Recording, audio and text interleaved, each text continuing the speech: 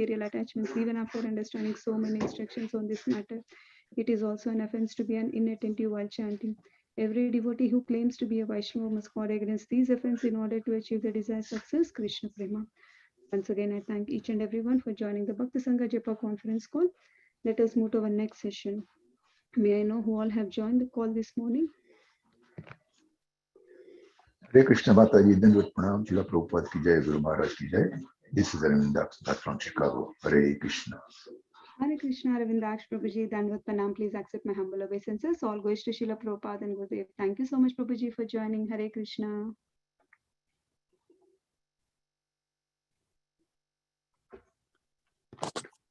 Hare Krishna Mataji, Dandavat Pranam to you and all assembled devotees. Guru Maharaj ki jai, Prabhupada ki jai. This is Shivani from Asheville, Virginia. Hare Krishna. Hare Krishna, Shivani Mataji, Dandavat Pranam. Please accept my humble obeisances. All goes to Srila Prabhupada and Gurudev. Thank you so much, Mataji, for joining. Hare Krishna. Hare Krishna, Radharani Mataji, Dandavat Pranam to you and all Vaishnava. Shri Prabhupada Gurudev ki jai. Vrinda. Hare Krishna, Vrinda Gopika Mataji, Dandavat Pranam. Please accept my humble obeisances. All goes to Srila Prabhupada and Gurudev. Thank you so much, Mataji, for joining. Hare Krishna. Hare Krishna, Radharani Mataji, Dandavat Pranam. All glories to Srila Prabhupada, all glories to Guru Maharajas, and all glories to the assembled devotees. This is Tiffany in Pennsylvania. Hare Krishna. Hare Krishna, Tiffany Mataji, Dandavat Pranam. Please accept my humble obeisances. All goes to Srila Prabhupada and Gurudev. Thank you so much, Mataji, for joining. Hare Krishna. Hare Krishna, Hare Mataji. Krishna. Go ahead, Please go ahead, Mataji. Mataji. It's okay. Hare Krishna, Radharani Mataji. Please accept my humble obeisances. All glories to Srila Prabhupada, all glories to the assembled devotees on the call, and all glories to Guru Maharaj. This is Anita from Sharjah. Very nice background, Mataji. Hare Krishna. Hare Krishna, Anita Mataji, Dandavat Pranam. Please accept my humble obeisances. All goes to Srila Prabhupada and Gurudev. Thank you so much, Mataji, for joining in the association. Hare Krishna. Hare Krishna, Mataji, Dandavat Pranam. Please accept my humble obeisances. All glories to Srila Prabhupada and Shri Guru and Gauranga.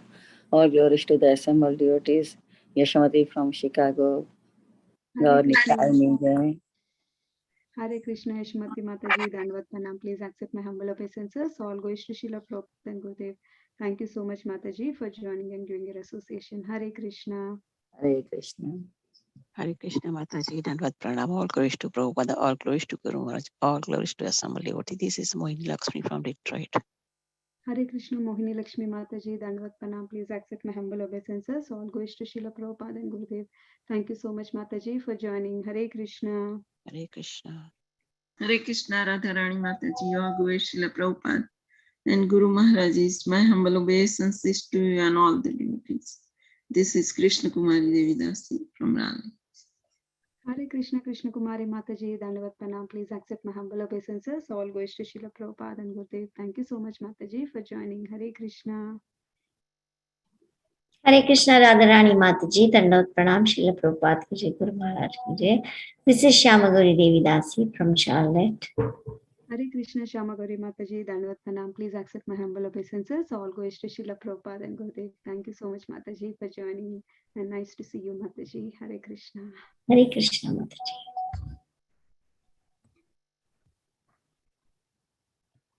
Hare Krishna Mataji, Dandavat Pranam, Srila Prabhupada ki jai, Gurudev ki jai. This is Haripriya Devidasi from Charlotte. Hare Krishna, Hare Priya Mataji, Dandavat Pranam. Please accept my humble obeisances. All goes to Srila Prabhupada and Gurudev. Thank you so much, Mataji, for joining. Hare Krishna.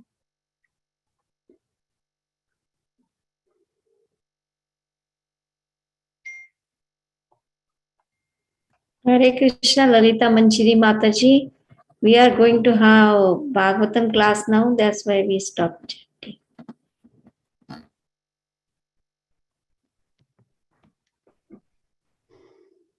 Are there any other devotees?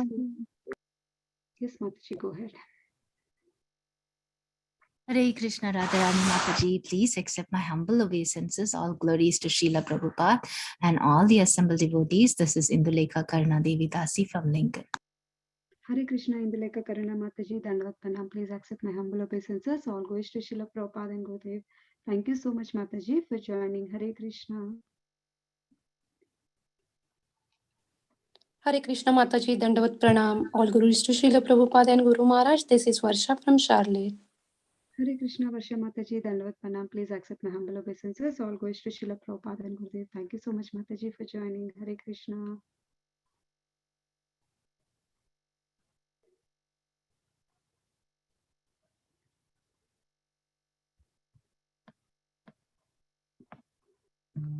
Are there any other devotees who would like to introduce themselves?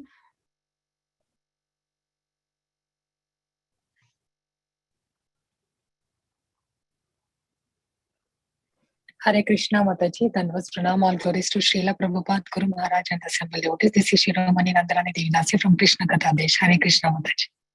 Hare Krishna Shiromani Mataji, Dandavat Pranam. Please accept my humble obeisances. All goes to Srila Prabhupada and Gurudev. Thank you so much, Mataji, for joining. Hare Krishna.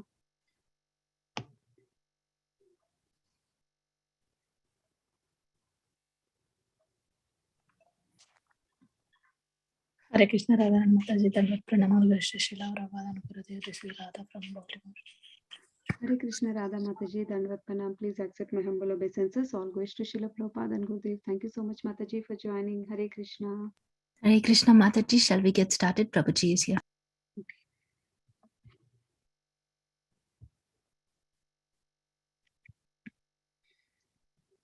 Welcome to Bhakti Sangha Japa conference call. Today we are very fortunate to have His Grace Pavaneshwar Prabhuji to enlighten us on the topic Bhagavatam Cosmology and Srimad Bhagavatam Canto 5 Session 10. Hare Krishna Prabhuji, please accept our humble obeisances. All goes to Srila Prabhupada and Gurudev.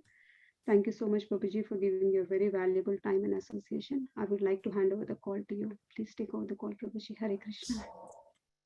Hare Krishna. Thank you very much.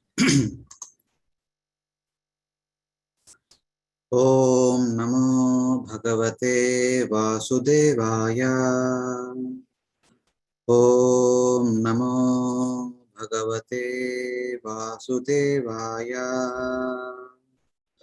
Om Namo Bhagavate Vasudevaya. Om Ajnanatimiraandasya Jnananjana Shalakaya Chakshurunmilitam Ena Tasmai Shri Gurave Namaha. Sri Chaitanya Manobishtam Stapitam Yena Bhutale Swayam Rupa Gadamayam Dadati Swapadantikam Vandeham Sri Guru Sri Yutapadakamalam Sri Gurun Vaishnavamsha Sri Rupam Sagrajatam Sahagana Raghunathanvitam Tam Sajivam Sadvaitam Savadutam Parijana Sahitam Krishna Chaitanya Devam Sri Radha Krishna Padan Sahaganalita Sri Vishakan Vitamsha Nama Om Vishnu Padaya Krishna Preshtaya Bhutale Srimate Bhakti Vedanta Swamin Itinamine Namaste Saraswati Deve Gauravani Pracharine Nirvishesha Shunyavadi Pashatya Deshatarine Namo Mahavadanyaya Krishna Prema Prathayate Krishnaya Krishna Chaitanya Namine Gauratvishe Namaha. He Krishna Karuna Sindhu Dina Bandhu Jagatpate Gopesha Gopika Kanta Radha Kanta Namostute Tapta Kanchana Gaurangi Radhe Vrindavaneshwari Vrishabhanu Sute Devi Pranamami Hari Priye Vanchakalpatarupyasya Kripa Sindhubhya Evacha Patitanam Pavanebhyo Vaishnavebhyo Namo Namaha. Jai Sri Krishna Chaitanya Prabhu Nityananda Sri Advaita Gadadara Srivasadi Gaura Bhakta Vrinda. Hare Krishna Krishna Krishna Hare Hare Hare Rama Rama Rama Hare Hare.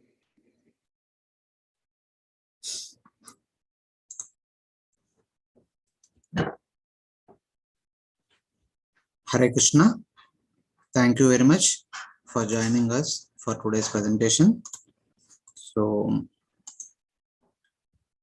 in the previous class, 2 days back on Saturday, we discussed about the sun and the moon, what the sun is all about, who is staying in sun, how the sun planet is being revolved around Mount Meru or around pole star, and then what is moon, what are the characteristics of the moon, who are staying in moon, what kind of day and night they experience in the moon, and also we kind of briefly touched about the moon landing episode, the various acclamations by the modern scientists that they have sent land rovers onto the moon, and also they have sent human beings onto the moon, etc., etc. And we also saw just a comparative study of Vedic understanding of going to moon, since half of the moon is Pitruloka and the other half is Devaloka, the Sadhyas are residing there. And how the sun or moon and moon are related to us. The sun is producing us heat and light. The moon is producing moonlight as well as the cooling rays, as well as the juice in our eatables such as food grains, vegetables, fruits and flowers. And also moon provides somarasa, the nectar for the devatas as well as for the pitrus. So these are the few important topics that we have briefly discussed in the previous presentation. And today we will continue on, starting from the moon. As you go upward, what do we get? So starting from the surface of the Bhumandala all the way up to moon, that area, the intermediate area is called as Dhruvaloka. And starting from the moon all the way up to pole star, the whole intermediate area is called as Svargaloka. And who are all staying in this Svargaloka, we will briefly discuss today. And also we'll discuss about the upper planetary systems such as Maharloka, Janaloka, Tapaloka, Satyaloka. What kind of people are residing in all those planets? These are the subject matter for today's presentation. So referring to chapter 22nd from verse number 11 to 12, we will discuss who are all the different people or the different planets and different people in heavenly planets. So as we go upward, starting from the moon, there comes the constellations. 27 in general, we have 27, and along with Abhijit there are 28 in total. So these constellations are situated about 3 lakh yojanas or 0.3 million yojanas above the position of moon. They move in clockwise direction around Meru, also around Bharatakanda, along with the wheel of time, along with the Kala Chakra. So as Kala Chakra moves around, along with the Kala Chakra, the 27 nakshatra also move in clockwise direction around Mount Meru and as well Bharatakanda. There are 28 in number along with Abhijit. And when Abhijit is not available always, not visible always, the 27 nakshatras are always visible. But whenever Abhijit becomes visible, it appears between Ashada and Shravana. There are 27 nakshatras, they have names, Ashwini, Bharani, Kritika, Rohini, etc. So among them, whenever Abhijit comes, it comes in between Ashada and Shravana. So these 27 nakshatras basically the residential places. As you remember in the previous classes we discussed, the devatas, the heavenly residents, reside in different nakshatras. And that nakshatra in which, and those nakshatras in which these 27 daughters of Daksha are residing are known as 27 constellations, because they were all given in marriage to moon god. They are all 27 wives of moon god. So that is the relationship between the moon and the 27 nakshatras. That's why Lord Krishna tells in Bhagavad Gita, Nakshatranam aham shashi. Nakshatranam aham shashi means actually among all the nakshatras I am shashi. So understanding that among all the stars I am moon, like that we may think of. It is not like that. The actual meaning of nakshatra is those objects that shine in the night. Nak means night. Naktrayate iti nakshatra.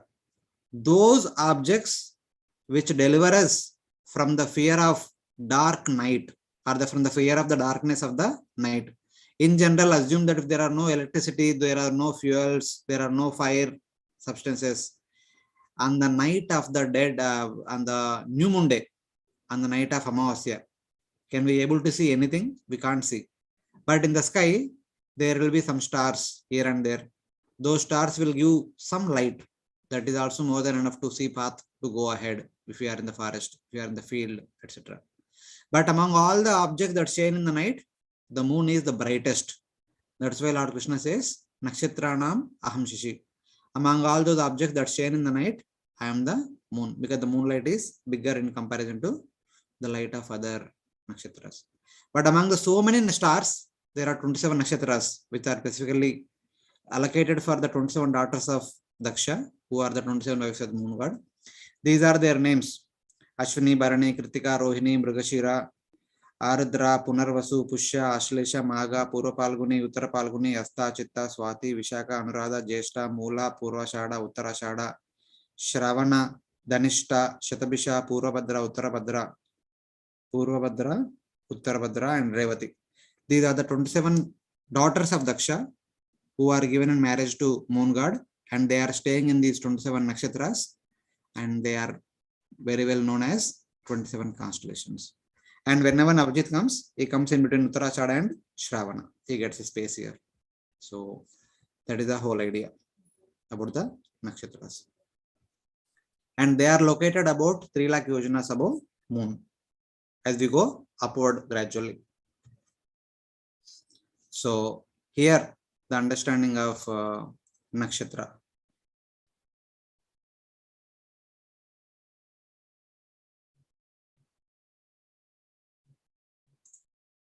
The stars that never fade. Nakshatra means the stars that never fade. All the nakshatras possess one ray. Sun is said to be possessing 1000 rays. With his 1000 rays, he causes different seasons: summer, winter, and rainy season, etc. He actually sends 4000 variety of rays. But nakshatras generally have one ray only, which sends its light in all directions. So they never fade. The nakshatras never fade. Nakshatrana maham shashi. Of objects shine in the night, I am the moon. And nakshatra in general, everything that shines, everything that glows in the night is called nakshatra. That is the general family name. But among the nakshatra, there are many categories. One category is riksha. These are a group of stars. 2-3 stars put together, they form into a small groups, and they all appear to be like small bears. Riksha means bear. So in Ramayana, if you remember, Jambavan is called as Riksha Raja, the king of bears. Jambavan is belonging to that bear category, is not a monkey category. So there are 27 groups of stars. They are known as Ashwini, Bharani, Kritika, etc. They are called, actually, technically they are called Riksha. They are bigger in size, like the Buddha. Buddha means Mercury. So then, in addition to riksha, there are many other objects that shine forth in the night. They are called as taraka. These are all small stars. Riksha are a little bigger in size, but tarakas are small stars. Through means to cross. So the taraka comes from the word through, dhatu word through. Through means to cross. Those people who do good deeds in this material world, in the Bharata Varsha, they cross this Bharata Varsha, they cross Bhuloka, and then they ascend to Bhuvarloka and Sargaloka, and they will get 1 star to reside in them as long as their piety allows. So that is the meaning of Taraka. Taraka is meant for the residence of all the heavenly beings, other beings, and those who do pious activities, they will be promoted to Swarga and they will be given a Taraka. They can stay in that Taraka for as long as their piety allows. And Tara also means they are white and bright. These are also self-illuminating. They never fade. They actually have their own brightness to shine forth. And the size of the Tarakas varies from half yojana to 100 yojanas. Half yojana is 6.5 kilometers. 100 yojana is 1300 kilometers. 6.5 kilometers to 1300 kilometers is the size of different stars that we see in the night. The bigger stars could be appearing to us, the bright stars, and the smaller stars could be appearing to us like the twinkling stars, very small, with very small brightness, something like that. But they are all there in the Dhruvaloka and Svargaloka itself. So this is the size of those stars. So kindly imagine that when a person goes to Svargaloka, if he is a Brahmana, Kshatriya, or Vaishya, or Shudra, whoever he may be, based on the piety they accumulate by the performance of their varnashram duties, when they go to Svarga, they will be given an aerial mansion like that of Kardama Muni, whose diameter is at least 6 kilometers. 6 kilometers means not an ordinary thing. It is very big enough. So that is the kind of opulences a person gets when one goes to heavenly abodes. So this is the description of Taraka. And Riksha is much bigger than Tarakas. Their diameter will be much more than 100 yojanas. So that is how we have to understand. And then there comes Graha. Graha are planets like Sun, Moon, etc. There are Navagrahas in our universe. 7 grahas corresponding to 7 days of a week. And then Rahu and Ketu. Sun, Moon, Mars, Mercury, Jupiter, Venus, Saturn, Rahu and Ketu. These are the 9 grahas. So they are all planets like Sun and Moon, etc. Jyotisham Ravi Ramshuman. Lord Krishna again says in Bhagavad Gita. So Jyotisham Ravi Ramshuman indicates among all those shining objects in the sky, whether it is day or whether it is night, both combined together day and night, I am the sun, which is more brighter, which is the most brightest object among all the objects that shine in the sky. So the moonlight is bigger in the night time, but in the daytime, moonlight is nowhere comparable to sunlight. So like that, Lord Krishna says, Jyotisham Ravi Ramshuman. So all other 8 planets except sun, they actually reflect sunlight. They go through the concept of waning and waxing. We are very much familiar with the waning and waxing of the moon. The same understanding will be applicable to all other planets also. The other planets, Mercury, Venus, Mars, Jupiter, Saturn, Rahu, Ketu also go through waning and waxing. Though Rahu, Ketu go through waning and waxing, but the planets are made up of blackish and dark brownish colors. They are not visible to our modern telescope. They are there, but they cannot be seen by us. They are not visible to our modern telescope. Since they are invisible planets, so generally the modern science do not accept them about their existence among the 9 grahas. So this is the understanding or distinction about all those objects that we see in the sky. So the distinction is Taraka are those stars which are very small, starting from 0.5 to 100. Rakshas are the small group of stars, maybe 3-4 combined together. They form like the small bear kind of structure, and they are bigger in size compared to Tarakas. And much bigger than Rikshas are Grahas. And Tarakas and Rikshas are self-illuminating. Both of them will have one ray. With that, they shine forth. And Grahas, except Sun, all other Grahas are not self-illuminating. One is they are bigger in size compared to Tarakas and Rikshas, but the Grahas reflect sunlight. So this is the distinction between Riksha, Taraka and Graha. Riksha is only the 27 star groups which are known as 27 constellations. But in our day-to-day conversations, in our day-to-day usage, though all these 3 are supposed to be called as nakshatras, but the nakshatra term is used instead of Riksha. Instead of calling the 27 constellations as 27 Rikshas, we call them as 27 nakshatras. And all the other visible stars in the sky, they are all Tarakas. And in addition to them, we have 9 planets. These are all different objects that we see within our universe, both during daytime and during nighttime. That's all, nothing more than this there in the sky. So this is about brief kind of connection to those discussions. So here, these are some pictures which we see in the Google Maps. So here is the Polaris. Polaris is called Big Dipper. Big Dipper is basically Saptarishi mandal. The 7 sages, the Saptarishi stay in the 7 stars. Combination of the 7 stars looks like a question mark. This is like a question mark. 1, 2, 3, sorry. 1, 2, 3, 4, 5, 6, 7 like that. The 7 stars are connected together. So they are called Big Dipper. It is also called Big Dipper or Polaris, etc. etc. So this is pole star. Here is another picture, talks about other things. These are the big, this is the Big Dipper. 1, 2, 3, 4, 5, 6, 7. It is connected to pole star like this. And here is a small dipper, some little dipper. So these are different constellations or zodiac signs. Basically, we hear about Rashi. So Rashis are Mesha Rashi, Vrishaba Rashi, Midhuna Rashi, Kana Rashi. They are all different zodiac signs. See here, you see. This question mark is Big Dipper. This is pole star. So it's like that. Here is Leo. Leo is the Rashi, Simha Rashi. Virgo, Kanya Rashi.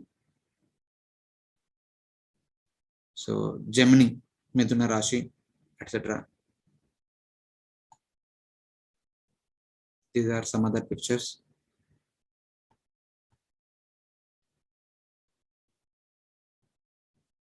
So some examples of aerial mansions. Previously also we mentioned about them, but just compilation of few things which come across in the Bhagavatam. To fulfill the desire of his wife Devahuti, Kardama created an airplane filled with all facilities. From third canto. King Chitraketu, glorifying the Lord, travelled in outer space in a brilliant airplane for 1 lakh years within the valleys of Sumeru mountain. Chitraketu Maharaj, following the instructions of Narada Muni, worshipped Lord Sankarshana. Then he was blessed to become king of Vidyadharas. After becoming king of Vidyadharas, he was given an airplane and he was traveling in that airplane for 1 lakh years. So this verse indicates that each and every Vidyadhara will have one airplane like that of Chitraketu Maharaj. So something like that. And then seeing the wives of the Upadevas mounted on their airplanes going to her father's sacrifice along with their husbands, Mother Sati spoke to her husband Lord Shiva. So second time when Daksha was performing sacrifice, he did not invite Lord Shiva and Sati. But seeing other devatas and Gandharva, they are going to Himalayas to attend the sacrifice. Sati requested Lord Shiva that let us also go, something like that. On that path, being praised and showered with flowers here and there by the devatas seated in their airplanes, Dhruva saw many planets, one after the other. So after ruling for sufficient time, when Dhruva went to Badrikashram, there Nanda Sunanda came in their Vaikuntha Vimana to take Dhruva along with them to the abode of Lord Vishnu. So when Dhruva was going back, he saw that so many devatas who are flying in their respective airplanes, they were showering flowers on Dhruva Maharaj as well as his mother Sunati. So that's what is being indicated here.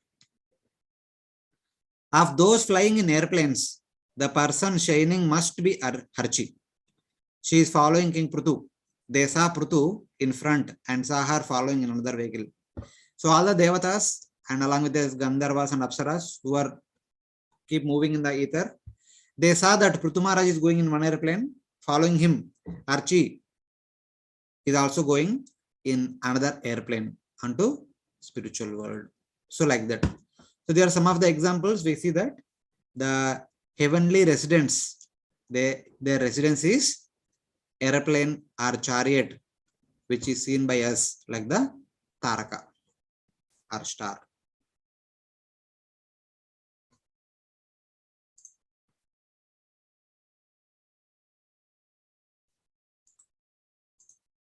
So sun, moon, here are the 27 nakshatra. The 27 nakshatras are located here, about 3,000 yojana, 3 lakh yojanas above moon. So now other planets. As you go upward from the constellations, about 2 lakh yojanas, there we have Shukra Graha or Venus. Moving like the sun, sometimes it goes ahead of sun and sometimes it lags behind the sun.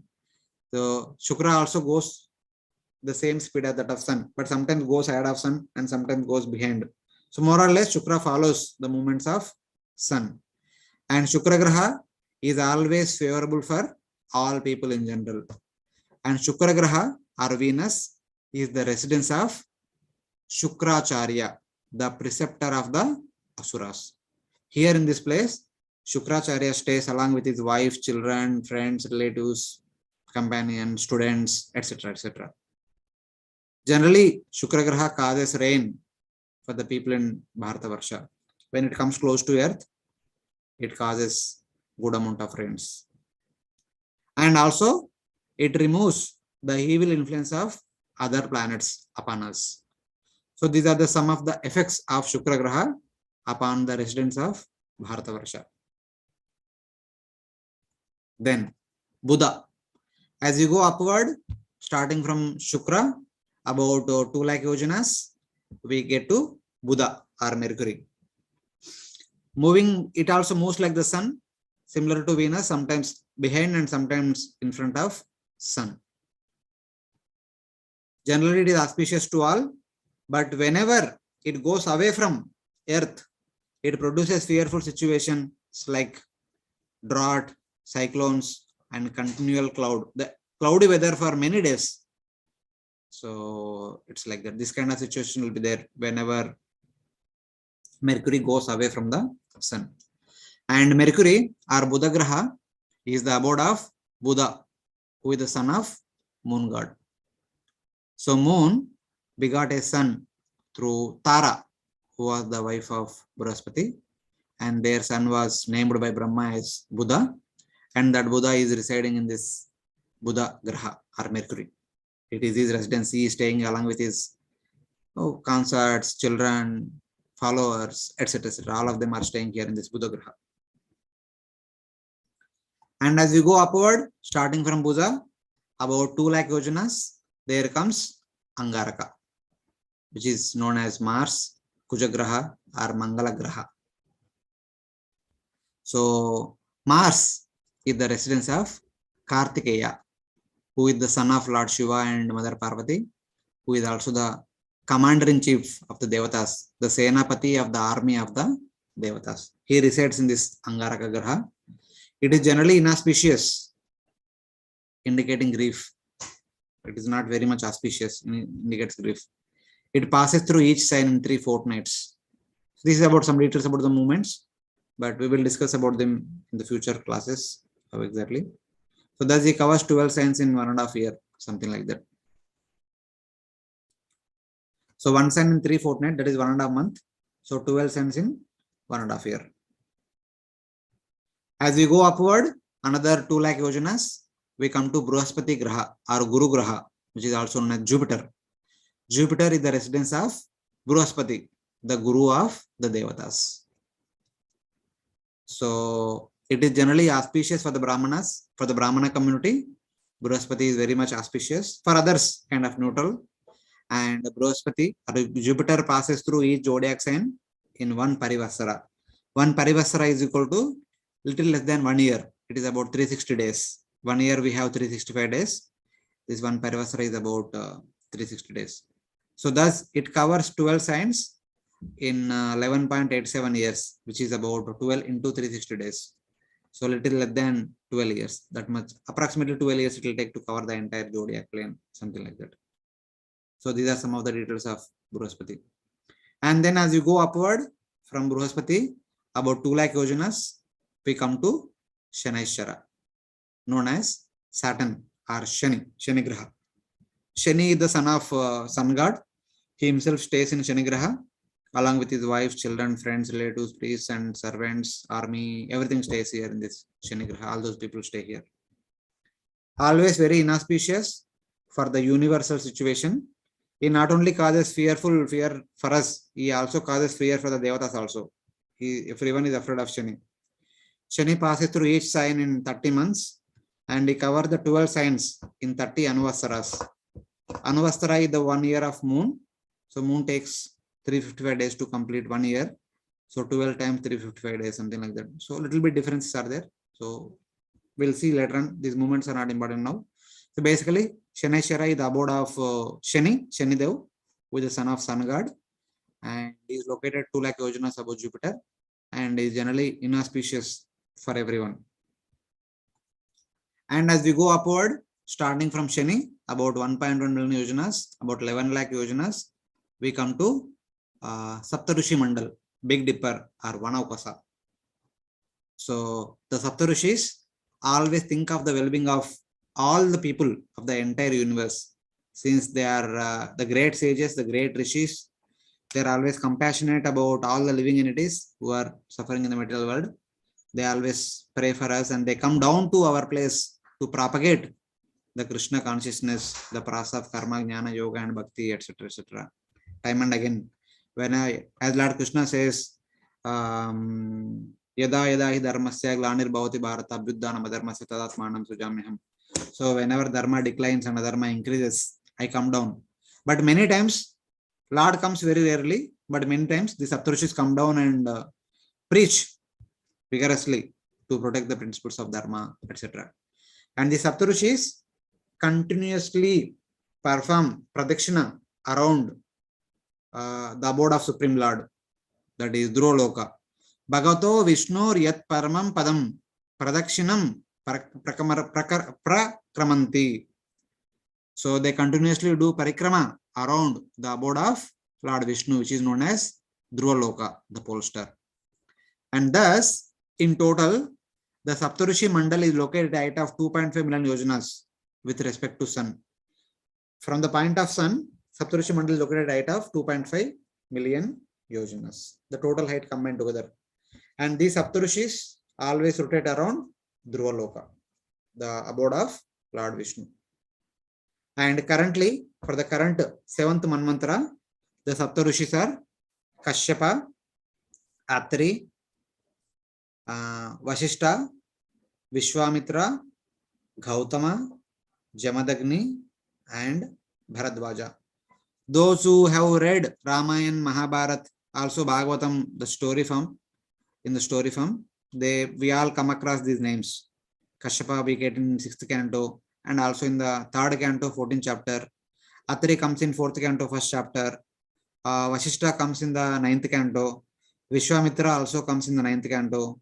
Gautama also comes in the 9th canto. Gautama is very famous in Ramayana. Gautama Ahalya pastime. Jamadagni, the father of Lord Parashuram, also comes in 9th canto. And Bharadwaja, of course, is the father of Dronacharya. He also comes in the 9th canto.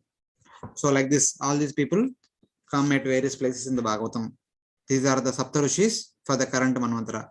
And in the next 8th Manvantara, they will change. Just like Devatas change for every Manvantara, the Saptarishis also change for every Manvantara. It's like that.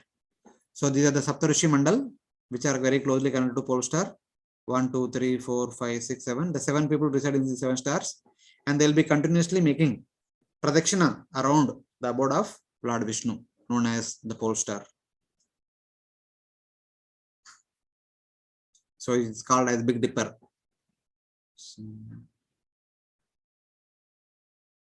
So as you go upward, after Saptarishi Mandal, to a height of 1.3 million yojanas, we come to Dhruvaloka, the pole star.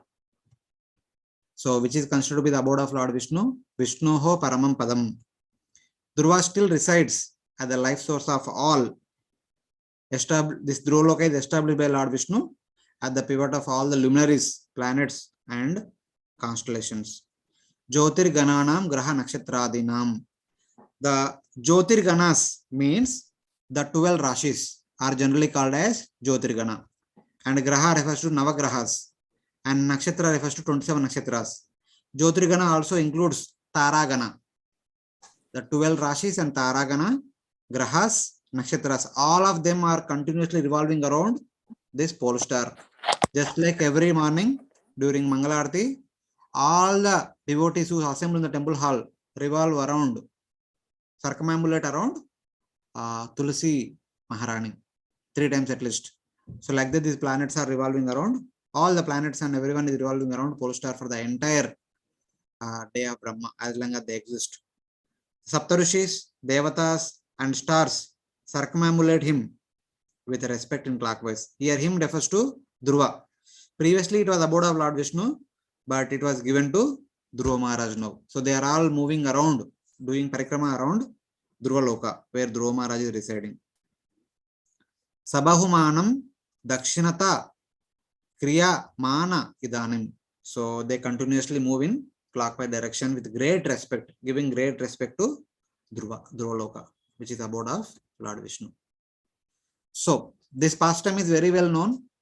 We might have heard, and all of you might have read very recently in the 4th canto, 9th chapter.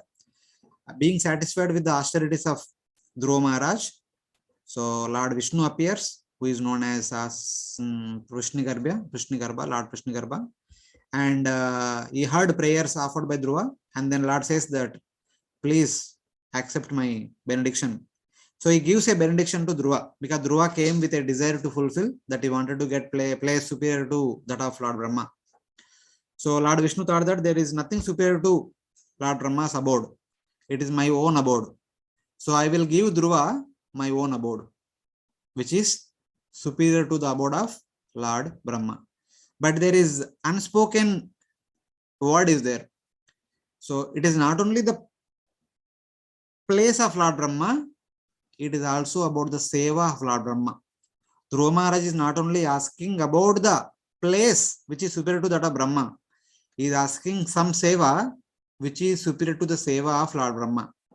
Lord Brahma is responsible for creation, and Lord Vishnu is responsible for maintenance. So Lord Vishnu here, Shirodakshaya Vishnu, so thinking that Dhruva is asking about a place which is superior to Brahma, he is also asking a position or seva which is superior to the seva of Lord Brahma. That seva which is superior to that of Brahma is my own seva. Since Lord Vishnu is the maintainer of the entire universe, so he gave that service to Dhruva. So currently, on behalf of Lord Vishnu, Dhruva Maharaj is personally looking after the maintenance of the entire universe, controlling the motion of the planets, the nakshatras, the stars, and the Kala Chakra. Under Dhruva's control, under Dhruva's supervision, the Kala Chakra, the Grahas, the constellations or nakshatras, and the remaining stars, their movements are controlled by Dhruva. By controlling their motion, he is actually maintaining the entire universe. So it is like that. Nanyer adishtritam badra yad brajishnu druvakshiti yatra graharsha taranam jyotisham chakramahitam. So I cannot give you anything other than my own abode, because there is nothing superior to the abode of Lord Brahma. So I will give you my own abode unto you. And keeping it as at the center, all the grahas, rikshas, tarakas, and kalachakra, they continuously revolve in clockwise direction. That is the position of this place which I want to offer to you. I give you that residence which is eternal, which is my own abode, and the zodiac of planets, constellations, and stars revolve around it. And then he says that Medyam go chakravastanshu parastat kalpa vasinam dharmo agni kashyapa shukro munayo ye vanaukasa charanti dakshini krutya brahmanto yat sa taraka. So just like a cow which is tied to a cow or bull which is tied to a central pole will revolve around that pole only. It cannot go out of that area. Similarly, all the planets, all the constellations and all the stars, they revolve around this pole star in their respective orbits. So some examples are given. Dharma is also revolving around him, Agni revolving around him, Kashyapa revolving around him. Kashyapa is one of the Saptarishis, he stays in Saptarishi mandal. Shukra is one of the grahas, he stays in one of the graha and revolves around it.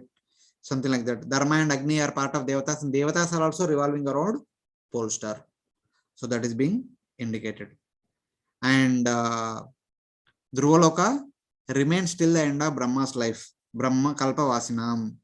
It is the residence of those who live for the entire day of Brahma. So Dhruva Maharaj is going to stay in Dhruvaloka till the end of the present Kalpa, the present day of Brahma. After that, Dhruva will go to the spiritual world in the Paravyoma, the abode of Lord Vishnu in the Paravyoma, outside of our universe. Currently, Dhruva is there within our universe in the Dhruvaloka, serving or taking care of the maintenance of our universe on behalf of Kshirodakshaya Vishnu. So then, few chapters later, of course, there only Lord says that Tato Gantasi Mastanam Sarvaloka Namaskrutam Uparista Drushabhastvam Yato Navartate Gata.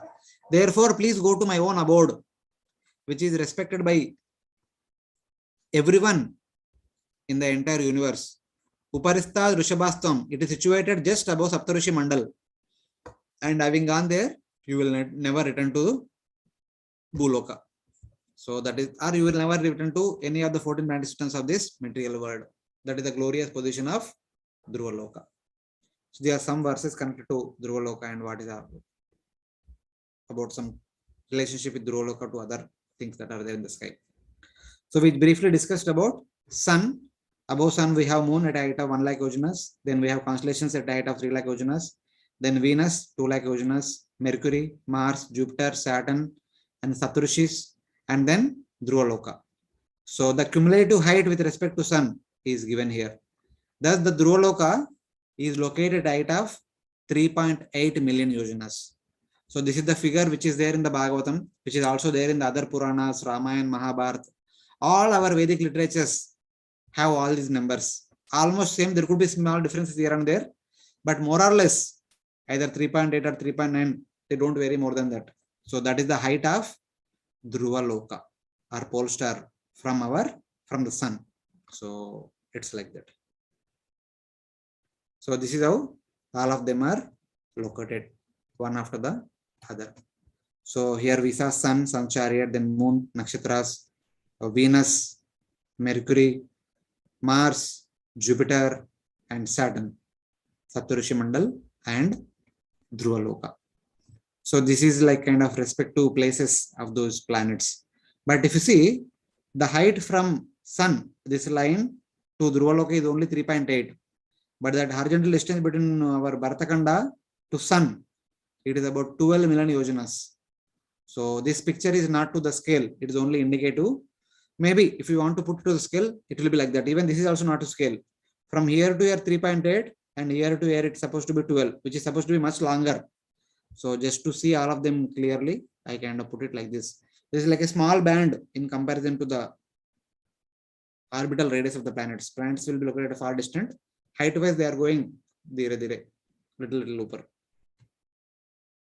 So here is the Bhumandala, here is Mount Meru, and we have all the planets, their respective orbits. Here is the 7th Dvipa. This is Manasutra mountain, this particular central line. Just above that, the chariot wheel is located. This is the sun globe. And here we have, of course, names are there. Sun here. Here is the moon. Here is Mercury, Venus, Mars, Jupiter, Saturn, Saptarishi Mandal, and pole star. We also have Rahu and Ketu as part of another, the part of the planets. But we will discuss about Rahu and Ketu in the next session when we come to 24th chapter. So whatever details that are given in the Bhagavatam, these respective heights, even this one or even the previous table. So these heights that are mentioned in the Bhagavatam are basically the position of all the planets on one of the Makar Sankranti day. These positions are not always like this. So the planets, so now you see sun is below, this is on Makar Sankranti. Later on, maybe in the month of July, the same sun will go above, almost similar to the height of Jupiter or Saturn. Of this much height it will go, and other planets will come down. So they go up and down because of the Uttarayana and Dakshina of the respective planets. So these positions are not permanent, but what is being indicated here in the Bhagavatam is corresponding to the far end of Dakshinayana tracks. When the sun is at the end of Dakshinayana tracks, he will be below all other planets. Then moon moves above sun, the star belt moves above moon, Buddha will be above the star belt. Then there are Shukra, Brahaspati, Shani, Saptarishis, and Dhruvaloka. The planets are situated one above the other by 2000 yojanas in order. So this is a reference from Vayu Purana, 19th chapter, for shlokas 95 to 99. These are the shlokas. So Vayu Purana indicates clearly that the positions of the planet that is given in the Bhagavatam and other Puranas, they belong to the position of the planets on one of the Makara Sankrantis. So it's like that. So on the Makara Sankranti day, sun will be at the bottommost point, and the day after Makara Sankranti starts going towards north, starts going upward of the universe. So then chapter 23 further talks about Shishumara planetary systems. So in addition to these 9 planets, there are a few more additional things that are also there in the Dhruvaloka and heaven, Sargaloka. So those details are kind of briefly touched upon in the 23rd chapter, a small chapter. Shishumara planetary systems is considered to be a great mission consisting of stars and planets. It resembles like a Shishumara or a dolphin, Kundali Bhuta Dehasya, Shishumara Samsthanena. So our Gaudiya Vaishnava scholars, they consider it to be like a dolphin. The Madhva scholars see it to be like a scorpion. They see this Shishumara as a scorpion, and we see this Shishumara as a dolphin, because our acharyas have translated this Shishumara as dolphin. So it is considered to be an incarnation of Lord Krishna, who is the son of Vasudeva, and yogis contemplate on this Shishumara, imagining it to be the form of the Supreme Lord. Because if you remember, Bhagavatam Canto 2, chapter 1 and 2 talks about the object of meditation of the Ashtanga Yoga practitioner, the Dharana and Dana. The Dharana and Dana talks about the object of meditation. When yogis are freed of all material contamination, they can meditate upon Paramatma in the core of the heart. But when the yogis have some material desires, they are recommended to meditate on the universal form. So what is universal form? How they are supposed to meditate is being very nicely presented in the second canto, first chapter and second chapters. And here, whatever is being discussed here in this fifth canto is also the universal form, which is an object of meditation for the yogis. And those yogis in their trance, they actually see a Shishumara, and they consider the Shishumara to be one of the external manifestations of Lord Vishnu. And by meditating on that, they purify their heart of all the misgivings, etc. So they meditate upon it as Virat Rupa. Bhagavato Vasudevasya Yoga Dharanayam Anu Varnayanti. It is Yoga Dharana. During the stages of Dharana and Dhyana, the yogis are supposed to meditate on the universal form. And this form will be visible to them, and they meditate upon this form, considering different body limbs of the Shishumara to be different abodes in the universe. So because it is actually visible, it is not that they are imagining, it is actually visible to the yogis in front of their eyes. Even not only yogis, we can also see that. Now I will show you some pictures. Describe this as the zodiac. Others, the Bhagavatam scholar, they describe this Shishumara as the zodiac, the belt of zodiac signs. So when the yogis go into meditation, they see this dolphin, which is jumping across the ocean. They see that Shishumara floating in the ether, or is about to jump in the sky. So like that. So from the ocean, it is going, just jumping across. So when it is above the water, how it appears, that is how a yogi sees the entire Shishumara. And these are the pictures taken by our modern camera. So this somewhat looks like a dolphin. So this is how we get to see. May not be always, maybe one fine day, if we are fortunate enough to see, we get to see it. So they are the different points that pointed out by the picture captioners. So they say this is sun, and here is Sagittarius. It's like that, different things they say. The students now, whenever they see picture, they identify this is this. We don't know it. At least I don't know all these things. But this is the dolphin. This is the tail portion. This is the body portion, etc. So now, Bhagavatam talks about the Shishumara. This Shishumara will have its head downward and its tail upward. It is like upside down Shishumara. Head is below and tail is above. Its body is coiled to its right side. The body is bent to the right hand side. It is not perfectly straight. It is bent on the right hand side. Its body is balanced by having 14 stars on either side.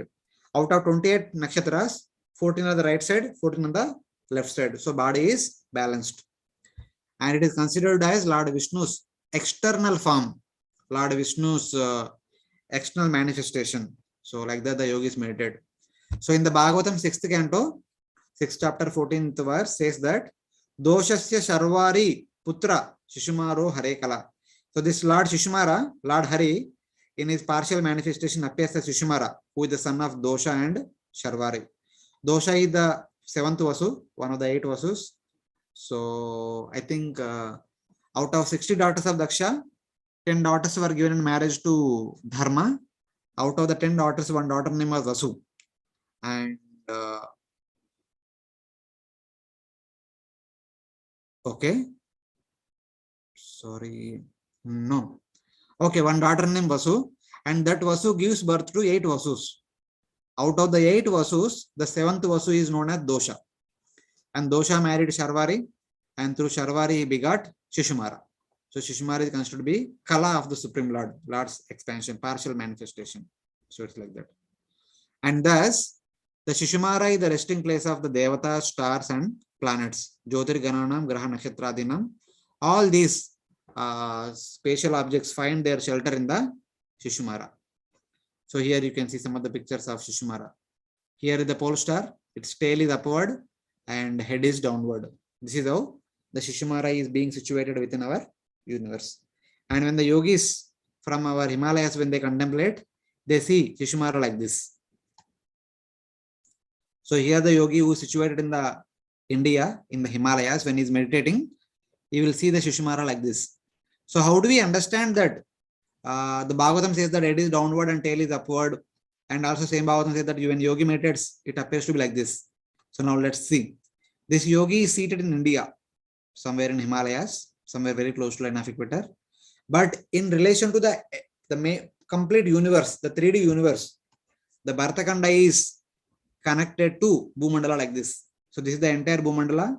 There is the ice column coming up. On that column, there is Bhartakanda, which is spherical in shape. In that spherical universe, this yogi is situated in India, in Himalayas. When he contemplates, he will see this dolphin like this swimming across the ocean. But in relation to 3D universe, its head is downward and tail is upward. So this is how Bhagavatam says that its head downward and tail upward. The tail portion we have this pole star, and at the head portion, head is touching almost Bhumandala. And Bhumandala is stationary, but the Shishumara is continuously revolving in the clockwise direction, taking along with all grahas, nakshatras, constellations, and tarakas, etc. So it is like this. This is how the head is downward and tail is upward, and it revolves continuously like this. So this chapter talks about who is where in the Shishumara. We have at the top of the tail, we have Dhruvaloka. Just below the top of the tail, tip of the tail, in the body of the tail, we have Prajapati Daksha, the abode of Prajapati Daksha, Agni, Indra, and Dharma. All these main devatas, they stay just below Dhruvaloka. And wherever Indra is staying, that township is called Amaravati. That is the capital of entire Swargaloka. So that is situated just below Dhruvaloka. And just below them, we are at the base of the tail, we have Data and abodes of Data and Vidata. Data and Vidata are also 2 sons among the 12 Adityas, who are the 12 sons of Aditi. So they are residing here. And just below that, on the hips of the Shishumara, the Saptarishi mandal is located. Vashishta, Angira, they are all locating in the hips of the Shishumara. Just below that, on its genitals, we have Saturn. On the back of its neck, we have Jupiter. On its mouth, we have Mars. Within its life air, we have Mercury. And its navel, we have Venus. And the right side of the coiled body, we have 14 stars starting from Abhijit to Punarvasu. And the left side of the coiled body, we have 14 stars from Pushya to Uttarashada. So these are the various things that are located in the various places of the Shishumara. In addition to them, we also have on the back of the Shishumara, Ajaviti star. The back side, we have some constellations which are part of Ajaviti stars. On its abdomen, we have Ganga. Throughout the abdomen, through the backbone, we have the flow of Ganga. That is known as Akasha Ganga, which is seen by the modern man as Milky Way. Whatever Milky Way we see is nothing but Akasha Ganga. The Ganga which is coming down, starting from Satyaloka, passing through all the abodes, coming to Dhruvaloka, then coming down to the top of Mount Meru. That is actually Akashaganga. That is the abdomen of this Shishumara. Then within its mind, moon. On its chest, sun. In the heart, Narayana, Lord Narayana. On its two breasts, the two Ashwini Kumaras. In the neck, Rahu. And the upper chin, Agasti. And the lower chin, the abode of Yamaraj. Yamaraj also has another abode in the lower chin portion of Shishumara. All over its body, there are comets. Ketava Sarvangeshu. So Shishumara's body is very big, and throughout the body, there are Ketus here and there. So we call them Ketus or meteors or something like that. They are falling down. Asteroids or meteors, something like that we call in our modern understanding. But these Ketus are also part of this Shishumara planetary system. They are also different kind of objects that are floating in the ether. And on its pores, there are numerous stars. Romashu Taragana. All the stars that we see in the night, which are the abodes of all the devatas, they are compared to the skin pores of the Shishumara. There could be millions and billions of skin pores, and that many number of stars are there in the universe. So now let us see one by one. On the top of the tail, Dhruvaloka. On the body of the tail, the abode of Prajapati, Daksha, Agni, Indra, and Dharma. At the base of the tail, where the tail is connected to the body, that is the abode of Data and Vidata. And just beneath that, Saptarishi mandal. Just beneath that, we have Saturn, Jupiter, Mars, Mercury, and Venus. And just beneath that, we have 28 nakshatras, 14 on the right side, 14 on the left side. Abhijit to Punarvasu and Pusha to Uttarashada. And in the mind, moon, then sun, and then we have Ashwini Kumaras, and then we have Rahu and Ketu. Sorry, Rahu, Ketu, and also Yamaraj. Their respective abodes are there. So in the heart, Narayana. So with respect to the height wise, this is the abodes of all the different places. Previously, anyway, we have seen Saptarishi Mandal, then we directly saw Dhruvaloka. But in between Saptarishi Mandal and Dhruvaloka, we have the capital of Svargaloka, where Indra resides along with his friends and brothers and friends and relatives. All these people are residing in this area. So this is how we get a little bit additional information from this 23rd chapter. Where is heaven, etc., etc. Of course, heaven is there from the moon to Dhruvaloka. This is all heaven only, but the capital of the heaven is here, Amaravati, the abode of Indra. So this is the Shishumara planetary systems. So in addition to that, Bhagavatam 23rd chapter also talks about the 28 nakshatras, their respective place. So this slide and the next slide, this slide we will see maybe in the next presentation, part 4. This will play an important role in order to understand the shape of the Kala Chakra. They play vital role to understand what is the shape of Kala Chakra. That time we will discuss about it. Otherwise, on the right side 14 stars are there, left side 14 stars are there, which are balancing the Shishumara. This side 14 and this side 14. And which star is where, that is being discussed in the slide in one of the shloka. So this is all about Svargaloka. Starting from moon all the way up to pole star, this entire area is called as Svargaloka, which is the abode of different grahas, different nakshatras, different tarakas, and also the Kala Chakra. They all reside in the Svargaloka. So it is like that. So before taking any queries from this section, let me go through briefly this 1 or 2 slides about the upper planetary systems. Then we'll take questions related to the entire subject matter. Whoever has any question related to our discussion till now, briefly note down yourself and then we'll take. So then, Bhagavatam does not directly talk about the position and details about Maharloka, Janaloka, Tapaloka, Satyaloka. But in the last verse, the 9th verse of the 23rd chapter, quoting from the purport of Srila Vishnu Thakur, who quoted from Vishnu Purana, Srila Prabhupada gives the details about Maharloka, Janaloka, Tapaloka, Satyaloka. Some details, brief details are there in that purport. So Maharloka is the abode of the great sages and rishis. The Siddhas and rishis living here in the large number. Janaloka is the abode of great sages and rishis, headed by Bhrigu and Bhrigu Muni, etc. Bhrigu Muni stays in Janaloka and many other sages also stay in Janaloka. All the Saptarishis who are currently residing in Saptarishi Mandal, in the next Manvantara, they will all ascend to Janaloka. They will stay in Maharloka or Janaloka. It's like that. And in Tapaloka resides the great sages and great rishis, headed by the 4 Kumaras. The 4 Kumaras personally stay in Tapaloka. And also one of the 11 Rudras also resides in this Tapaloka. We have seen previously that one of the 11 Rudras stays in Nilavrta Varsha, another one stays in the greater Himalayas, in one section, one mountain known as Kailash, in that he stays. And here third Rudra stays here in Tapaloka. And Satyaloka is the abode of Lord Brahma, where he resides along with his many associates. So this is how the brief description about this four upper planets is mentioned in the Bhagavatam. And there are no day-night changes in these four planetary systems. If you see, the sunlight is only given to Bhuvaloka and Sargaloka. Bhuvaloka starting here, it goes all the way up to moon. And Sargaloka starts from moon, it goes all the way up to Dhruva. And this Sargaloka, Bhuvaloka, and below, what we have is Bhuloka. These three planetary systems need sunlight so that they will have day and night. And above Dhruvaloka, the upper four planetary systems does not need any sunlight. They are self-illuminating and their daytime is equal to the day of Lord Brahma. For 1000 Chaturyugas or for the complete 14 Manvantaras, they have daytime. They don't have any night.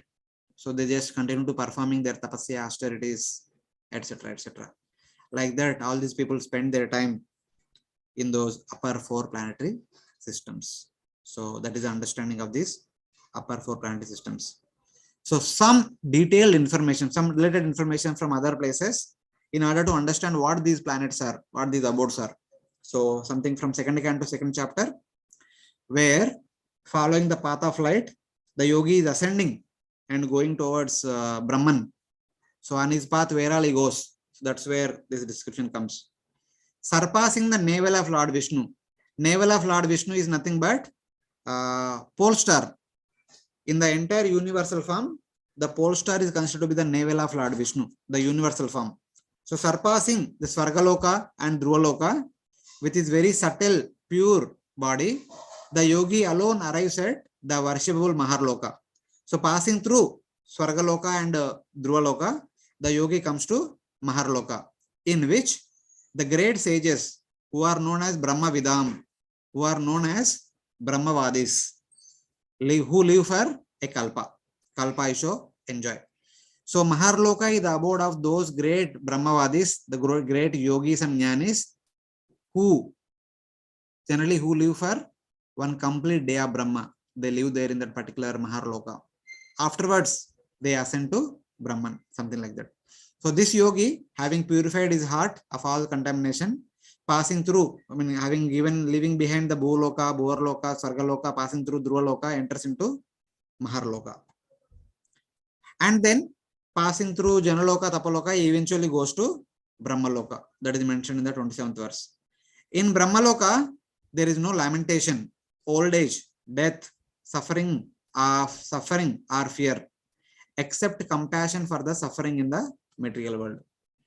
So Brahmaloka is the most blissful place in our universe. They don't have any such difficulties like lamentation, old age, death, suffering or fear.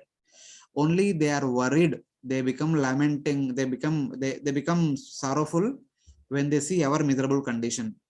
So that is only they have that compassion for us. And in this Brahmaloka, who are all staying? That is mentioned in Canto 8, 21 chapter, verse number 2. So this verse is related to Lord Vamana's pastime. After accepting the charity of 3 pieces of land from Bali Maharaj, Lord Vamana becomes Trivikrama. When Lord Vamana becomes Trivikrama, he covered the entire universe. Understanding what had happened, Lord Brahma, along with all of his associates who are residing in Brahmaloka, they offer respects to Lord Trivikrama. So this verse talks about who all offered respects to Lord Trivikrama. The personified Vedas. We have 4 Vedas, Rig Veda, Yajurveda, Samaveda. The personified forms of these 4 Vedas are staying in Brahmaloka. They are offering obeisances to Lord Trivikrama. And the personified form of Upavedas, the personified form of Nayashastras, personified form of Itihasas such as Ramayana, Mahabharata, and that of Vedangas, that of 18 major Puranas, 18 minor Puranas, that of Samhitas, that of Yamas and Niyamas, and also the perfected yogis, perfected jnanis, who had attained Brahmaloka by practicing mixed bhakti, all offered respects to Lord Trivikrama.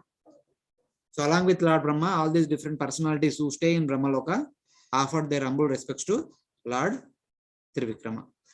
Vedopaveda niyama yamanvitas tarketi asanga purana samhitaya echa pare yoga samira deepita jnanagnina randita karma kalmasha.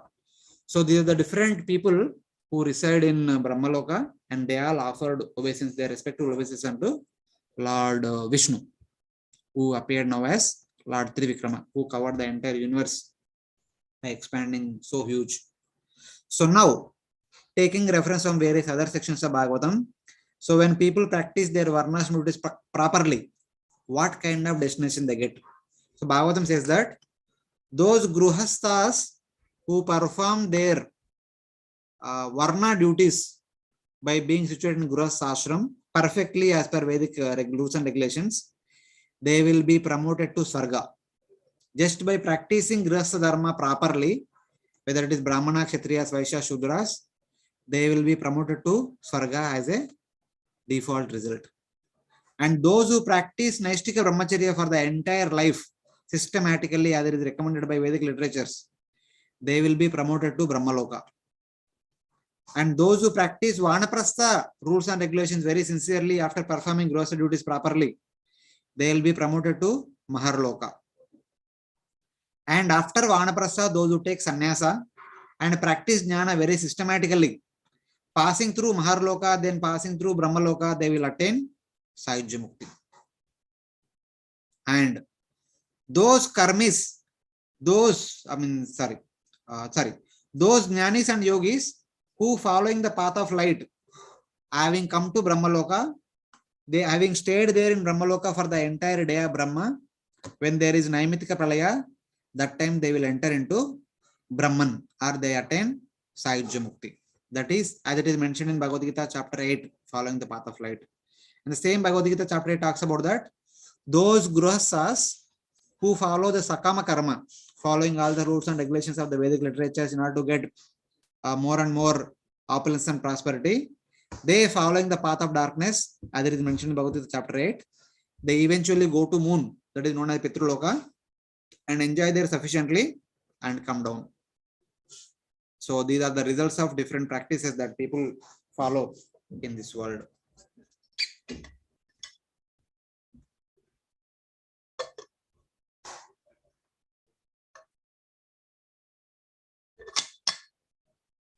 But on the other way, by practicing bhakti, the devotees go to Vaikunta, Ayodhya, Dwaraka, Madura, and Vrindavan. So it's like that. So till now, so far we discussed about our universe. The lower half is filled with water. In the upper half, we have all the Bhumandala, Bhurloka, Swargaloka, Maharloka, Janaloka, Tapaloka, Satyaloka, etc. So you can see all these abodes here. Sun, Rahu, Ketu, Moon, all these things we discussed, pole star, Maharloka, Janaloka, Tapaloka, Satyaloka. So they are somewhat like disc like. We don't know exactly how they are, but just for understanding, I put them like disc. So different. These are all stations, they don't revolve around, they don't move here and there, and they do not need the sunlight or moonlight because they are all self-illuminating. Whoever is there in these abodes for the entire day of Brahma, they have daytime only. So here is a small video about what we have discussed till now. Vedic cosmology explains that the universe is made up of 14 vertically arranged planetary systems, or lokas. Each system resembles a galaxy and comprises stars, planets, and other celestial bodies. The topmost planetary system is Satyaloka, the abode of Brahma, which is at a height of 1.87 billion miles above Earth. Below this Satyaloka planetary system is the Tapaloka planetary system, the abode of the ascetics, which is at a height of nearly 1 billion miles above the Earth.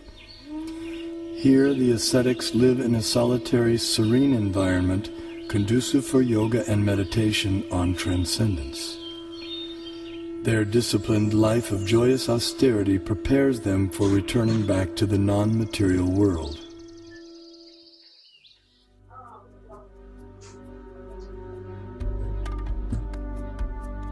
As we move down from Tapaloka, we pass through Maharloka and Janaloka until we reach the Svargaloka planetary system, also known as heaven.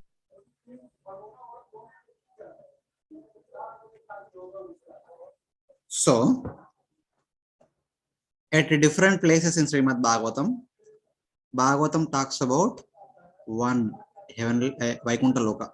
As we mentioned in the previous discussions, on top of Loka mountain, there is one abode of Lord Hari, which is known as Vaikuntha.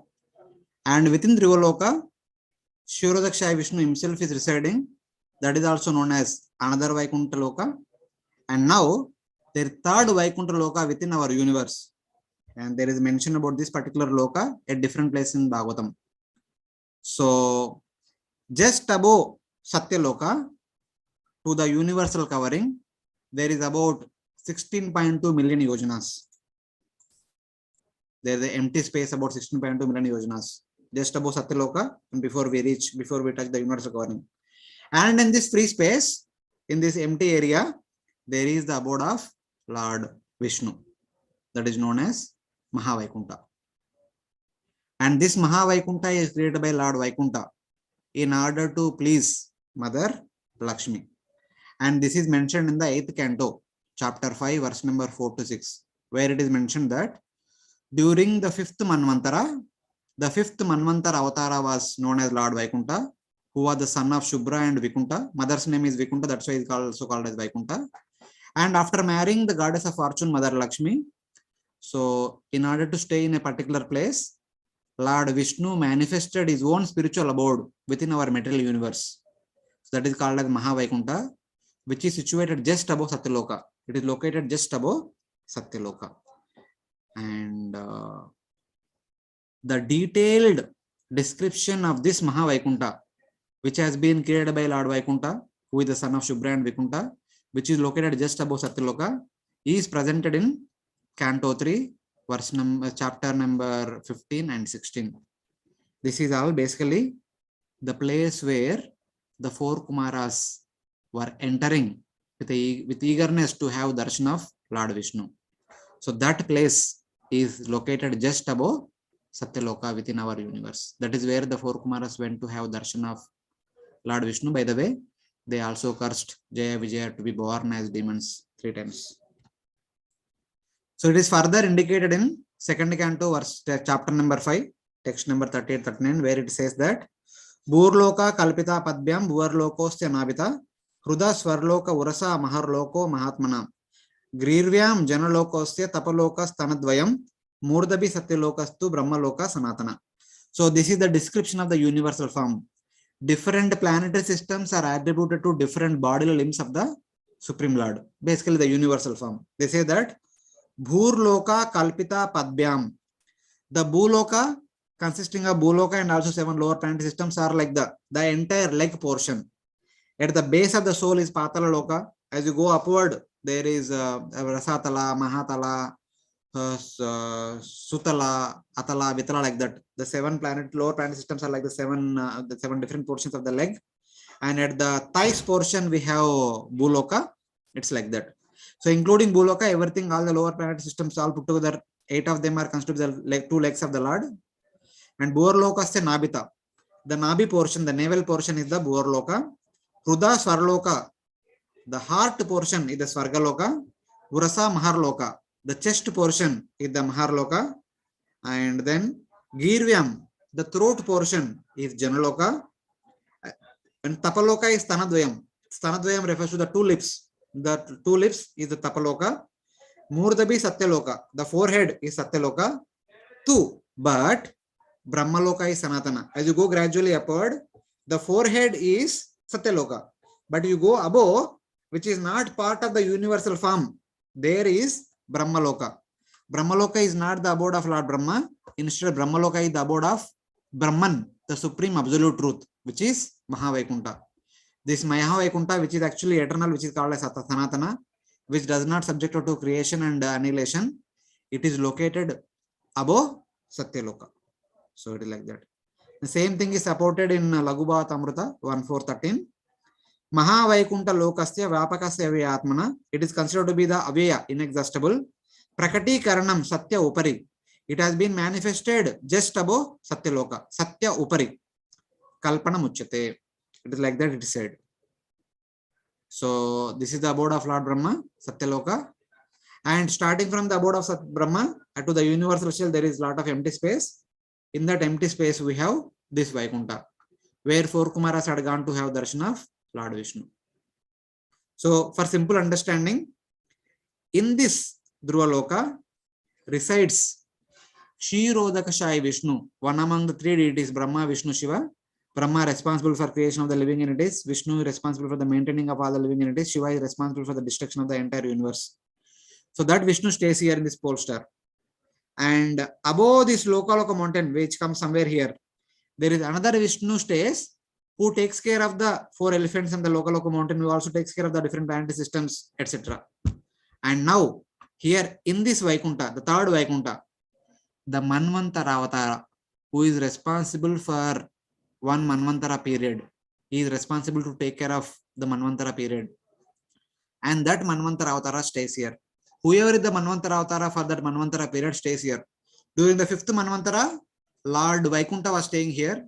During the 6th Manvantara, Lord Ajita, who was the main person in the Samudra Manthan pastime, he was staying here. And currently, the Manvantara Avatara for the 7th Manvantara is Lord Vamana. And currently, Lord Vamana is staying in this Vaikuntha. So, one of his form is staying in Sutraloka guarding Bali Maharaja's palace, but his original form stays here in this Vaikuntha. This is the residence of Manvantara Avatara. Whoever is the Manvantara Avatara for that Manvantara period, he stays in this Vaikuntha, which is above Satyaloka. So here 4 Kumaras trying to go inside. That is where Jaya and Vijaya stopped and 4 Kumaras cursed them. They are feeling lamentation. But immediately Lord Vishnu comes out and gives his darshan to 4 Kumaras. So that is all mentioned in the 5th chapter of the 15th chapter of the Bhagavatam, 3rd canto. It is further described in 2nd canto, chapter 9, text 9 to 13. So at the beginning of Brahma's birth, when he performed tapasya after hearing the 2 words ta and pa, he had the darshan of entire Mahavaikuntha. And eventually Lord Vishnu himself became visible, and Lord Vishnu kind of touched Lord Brahma's hand, and by the request of Lord Brahma, Lord Vishnu spoke Chatushloki Bhagavatam, that is in the 9th chapter of the 2nd canto. That is in that context. That Vaikuntha which was shown to Lord Brahma is this Vaikuntha, which is known as Mahavaikuntha. Tasmai Salokam Bhagavan Sabhajita Sandarshayam Asa Puram Param Nayat Param. The topmost abode, and there is nothing superior to it, has been visible to Lord Brahma in this section. And Srimad Bhagavatam Canto 9, chapter 4, verse number 60. This is in relation to Ambarish Maharaj and Durvasa Muni.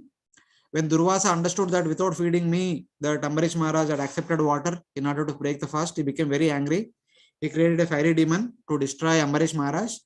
But Sudarshan Chakra destroyed that fiery demon and then chased after Durvasa. Durvasa went to the abode of Lord Shiva. Lord Shiva said, I cannot do anything. Then he went to the abode of Lord Brahma. Lord Brahma said, I cannot do anything. Then he went to the abode of Lord Vishnu. That abode of Lord Vishnu is this one, which is located just above Satyaloka, the abode of Lord Brahma. Vaikuntakyam yadadaste Srinivasa Shresa, where Durvasa Muni saw Lord Srinivasa and Mother Lakshmi. And then 10th canto 89th chapter, it is about Bhrigu Muni testing the 3 deities in order to understand who is the Lord who is supposed to accept the oblations of all the yajnas, who is the yajna personified. So in that context, he goes to Brahma's abode. He kind of commits a mental offense without offering respects to Brahma. And then he goes to Kailash and he commits a verbal offense against Lord Shiva in order to test him. And then he goes to Vaikuntha, where Lord Vishnu was taking rest, where Mother Lakshmi is massaging his feet. And he suddenly goes inside and kicks on the chest of Lord Vishnu. That is physical offense. But in the previous 2 cases, Lord Brahma becomes angry upon his son, but controls his anger. He did not say anything. But in the 2nd case, Lord Shiva actually becomes very much angry and speaking loudly, takes on Trishula and comes forward to kill Bhrigu. And Mother Parvati stops him, saying that he is your own brother only. And then, but when he comes to Vaikuntha, Lord Vishnu immediately gets up, begs forgiveness from Bhrigu, and makes him sit on his own sleeping bed.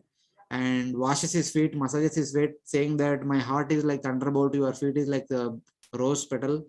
So it might have hurt like that. He kind of pacifies Bhrigu. Then Bhrigu understands, in spite of being put into the very difficult, critical situations, but Lord Vishnu responded in a peaceful way. So in that context, Prabhupada writes in the purports that the greatness of a person has to be estimated by how much one is tolerating to the provoking situations, based on one's tolerance to the provoking situations, like that. So these are various pastimes connected to this Vaikuntha, which is located just above Satyaloka. So this is the darshan which was given to Lord Brahma. Lord Brahma saw this entire picture. Lord Vishnu seated there and surrounded by many Vaikuntha residents, singing, psalm, singing, worshipping, and all that, etc., glorifying, etc. All these are happening in that Vaikuntha. This is the close-up of the same picture. And this is Durvasa creating a fiery demon to kill Ambarish Maharaj. Vasudharshana chasing after Durvasa. Durvasa goes to Vaikuntha, where Lord Srinivasa and Mother Lakshmi are situated. And then eventually to that Vaikuntha, Bhrigumuni goes to test Lord Vishnu, begging on his feet. But eventually Lord Vishnu comes and pacifies him. And Mother Lakshmi leaves that place and comes to Kolhapur here in Maharashtra and performs austerities. Searching after her, Lord Srinivasa comes down to Tirumala Hills and there he begins to perform austerities. So that's how both Mother Lakshmi and Lord Vishnu came down to our place, and we have these holy pilgrimage places, Kolhapur as well as Tirupati. So this is all connected to that Vaikuntha. So, etc. So after this Vaikuntha, there comes the 7 universal layers made up of earth, water, fire, air, ether, false ego, and Mahatattva. Each layer is 10 times hotter than the previous one. Some say there are 8, some say there are 10. Of course, these are not important. But basically, there are 7 layers are there. The 8th layer is the Pradhana. The Pradhana has 3 modes: Sattva-guna, Rajoguna, Tamaguna. All 3 put together, there will be 7 plus 3, 10 layers. So different people say, some say 10, 7 or 10. So here you see, this is what we have discussed till now: Bhuloka, Bhuvarloka, Svargaloka, Maharloka, Janaloka, Tapaloka, Satyaloka, and the 7 layers of the universe: earth, water, fire, air, ether, Ahankara, and Mahatattva. So these are the dimensions of the different layers. Our universe's inner diameter is 500 million yojanas, and earth layer is about 2 times to that, 1000. Water layer 10 times, fire layer 10 times, air layer 10 times, ether layer 10 times, Ahankara layer 10 times, Mahatattva layer 10 times, Tamas layer 10 times, Rajas layer 10 times, Sattva layer 10 times, all put together. This is our universe's diameter, which is equal to 10 to the power of 18 yojanas.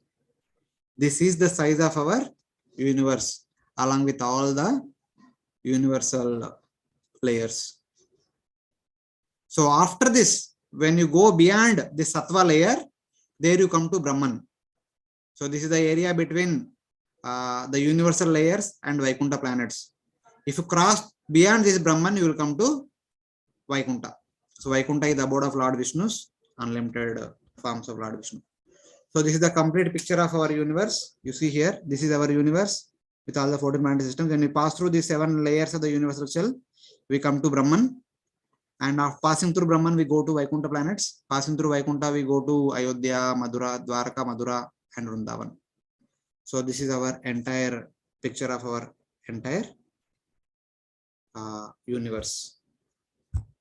So till now, we kind of discussed the upper planetary systems, and in the next upcoming chapters, 24, 25, 26, we will discuss about Bhuvarloka, Bilaswarga, and Shesha, hellish planets. All those things we will discuss in the next class. So we'll stop here, and if there are some queries based on our today's discussion or the previous discussions, so we will take. Thank you so much, Prabhuji, for such an enlightening class. Anuradha Mataji, you can please go ahead, Mataji. Thank you, Mataji. Thank you, Prabhuji, for the wonderful class and the clarifications. Prabhu, I have 2 basic questions, Prabhu, from the class itself. Like when you said the nakshatras 27, and then you said the daughters of Daksha, which Daksha do we understand? Son of Brihaspati? Daksha is the son of Brihaspati? No, which Daksha, Prabhu? See, first time son Daksha was born as Manasaputra of Lord Brahma. Sorry. So that time he performed the Daksha Yajna, which you all of us studied in 4th canto. But Yes, eventually was killed by Veerabhadra when Mother Sati committed suicide or invoked fire and burnt herself. So later on Lord Shiva gives him goat head, but he was not happy with that goat head. He died in due course of time. Later on he was born to the 10 Prachetas. The 10 Prachetas, after they performed austerities, Lord Vishnu gives them one wife, Asikni or something like that. So through her, they begot Daksha. Daksha was born to the 10 Prachetas as their son. So 10 Prachetas ruled for some time. Then they went to Vanaprastha ashram, requesting their son Daksha to become the next king. But Daksha did not become king. He was very happy that he has been born as son of Kshatriya. Previously, he was the direct son of Brahma. So Daksha himself goes to forest, performs austerities for very long, all the way from Swayambhu Manvantara to the 6th Manvantara, Chakshusha Manvantara. So in the Chakshusha Manvantara, somewhere in the middle, there was Pralaya. Previously we discussed. Lord Matsya appears to King Satyavrata and tells him that within 7 days there is a Pralaya, etc. etc. So later on, because of that Pralaya, almost everyone in the Bhuloka, Bhuvarloka, Sargaloka died. So Lord Brahma is supposed to recreate everyone. So then Lord Brahma requests Daksha, who is performing tapasya, to become the old Daksha. So Lord Brahma blesses him with all the old powers and requests him do the creation on his behalf. So first Daksha kind of creates living entities with his mystic potency, but he was not happy. Then he goes to Vindhya mountains, performs severe austerities, chanting Amsakbhya prayer. Then he had darshan of Lord Vishnu. Lord Vishnu gives him a wife to beget children and be populate the entire universe. Then through her, Daksha first begets 10,000 sons known as Avalashwas, Aryashwas. Now when they were sent to Gurukul, Narada Muni delivers them. Then he begets 1,000. They were sent to Gurukul again, Narada Muni delivers them. And then he begets 60 daughters. Out of those 60 daughters, of course, Lord Brahma comes and tells, so don't beget sons, you beget daughters, so that Narada Muni will not disturb them. So then he begets daughters. Out of 60, 10 were given in marriage to Dharma, 27 were given in marriage to our moon god, and 17 were given in marriage to Kashyapa. And through these 60 daughters only, the entire universe is populated by different living entities. All these details are there in your 6th canto. When you read 6th canto very soon, so you will come to know all the details starting from chapter 4 onwards. So, okay. So this is the Daksha, who was the son of Prachetas, right? But he was given again the previous qualities by Brahmaji. Yes. So, okay, Prabhu, my next question is, what happens to the Tadakas when, somebody who has got it as due to their pious deeds, when their lifespan in that Tadaka is over, they come down, but what happens to the place which is known as Tadaka? No, it will remain there only. It is like tenants. So there is a home constructed, was given on rent for some tenant. They will stay there for few years, then they vacate, and somebody else will come. They stay for few years and they vacate, like that. Taraka will be there for the entire day of Brahma. But people who are residing there will keep changing. For example, in a particular Taraka, Indra is staying. He stays there for Manvantara. In the next Manvantara, another person comes and stays there. So something like that. Very simple. Okay, Prabhu. Yeah, and the last one that I have, when you said that the sun goes up and down during the Uttarayan and the Dakshinayan, so how do we understand, Prabhu? Does it? I mean, you showed thingy that. So that is part of our 4th presentation. When we come to that section, I'll explain about it in detail. Okay, Prabhu. Thank you so much, Prabhu. Yeah, Hare Krishna. Hare Krishna. Yeah, other devotees, please go ahead. Gaurangi Mataji, you can please go ahead, Mataji. Hare Krishna, Prabhu. Yes, my first question is about the sun. In one of your slides, the early slides, I think you said that it was a graha. But I also understood you to say that grahas, they only reflect sunlight. Yes. So I'm trying to reconcile that.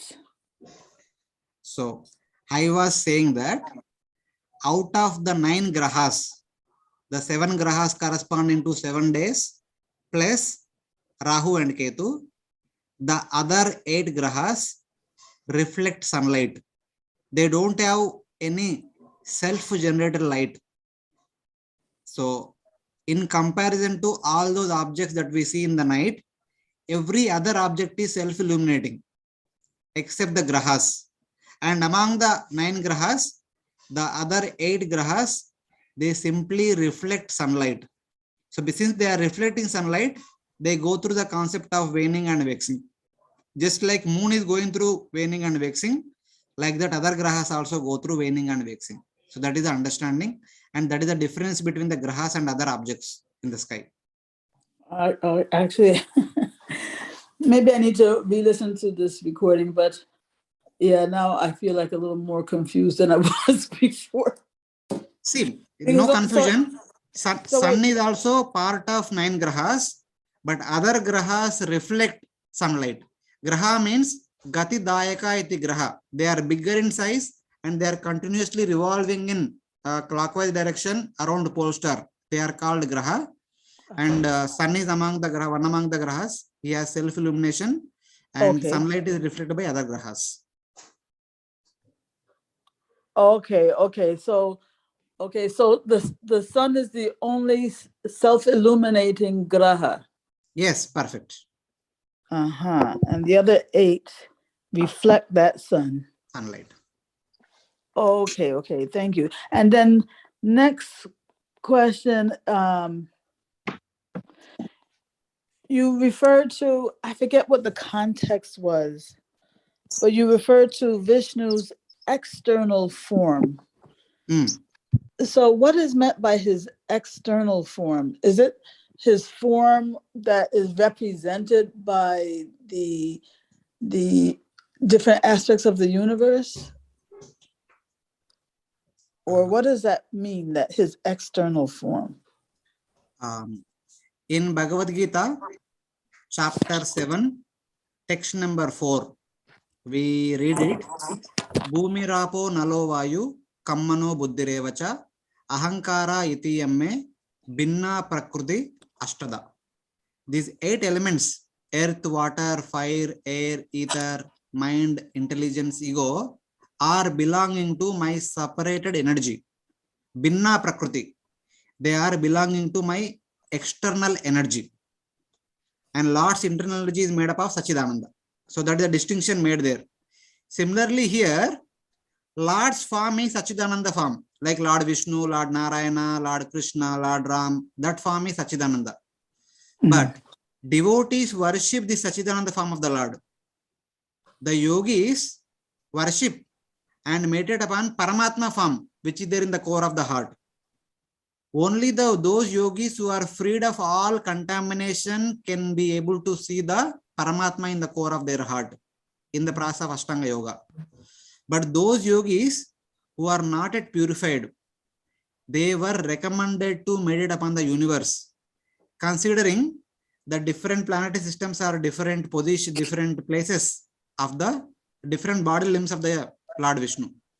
So that's why it is called as external form. It is not Lord's direct form, but the yogis imagine that the Lord's navel is Dhruvaloka, Lord's heart is Svargaloka, Lord's chest is Maharloka, Lord's throat is Janaloka, Lord's lips or mouth is Tapaloka, Lord's forehead is Satyaloka, and Lord's thighs are Bhuloka. And the thighs where Lord's hips are Bhuloka, thighs are like Atala, Vitala, thighs and legs are like Atala, Vitala, Sutala, Talatala, Mahatal, Rasatal, Patal. Like that they imagine and they gradually meditate upon that form. So the whole idea is that the desire makes us enjoy this world. So when a person goes to enjoy some particular object, so the Shastra says that this object is the so and so limb of the Supreme Lord.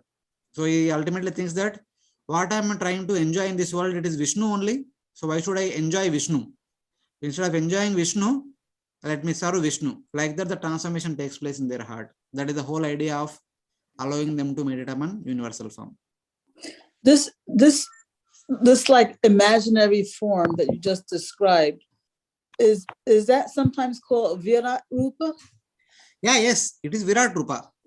The form is not imaginary, form is there. Form is as real as all of us.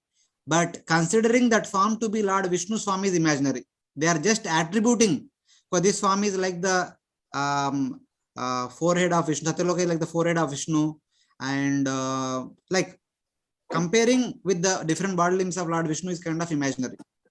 Yeah, Otherwise, that's what I mean. That's what I mean. I mean, say, when I said imaginary, I didn't mean that those places are imaginary. It's just seeing them as his form is imaginary. Yes, right? yes, perfect, perfect. Oh, okay.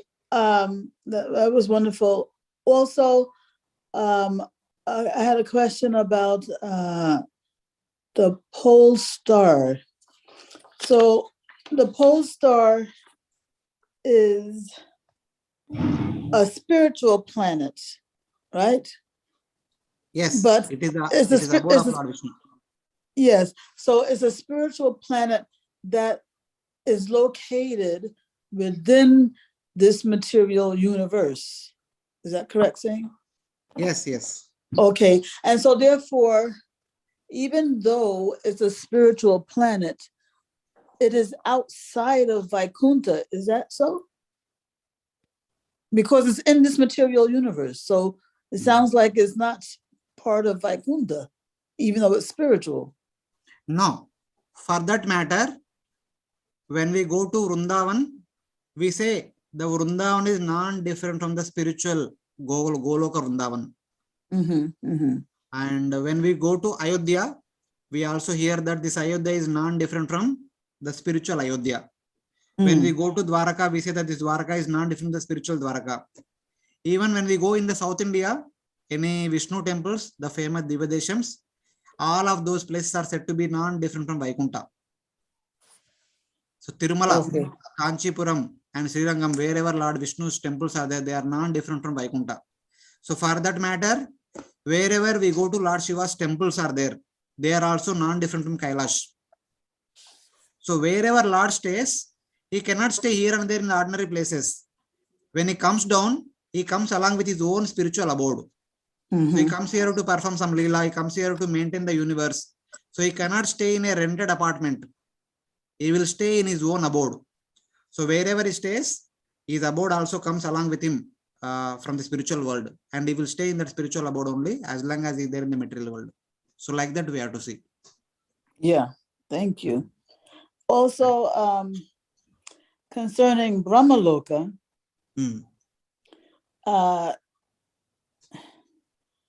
don't we see sometimes in Prabhupada's books that Brahmaloka is equated with or synonymous with Satyaloka? Don't we see that? Yeah, yes. Brahmaloka and Satyaloka in general terminology we call it as, but in that particular word, in that particular shloka, Brahmaloka, the two is used. Just like in Bhagavatam, the first canto, we have this Krishnastu Bhagavan Swayam. So in that context, so the Acharyas clearly explain that, I think the previous, Murdabi Satyalokas. On the forehead, we have Satyaloka, the abode of Lord Brahma, which is also called as Brahmaloka many times. But two stands for something different from the previous description. These are all material abodes.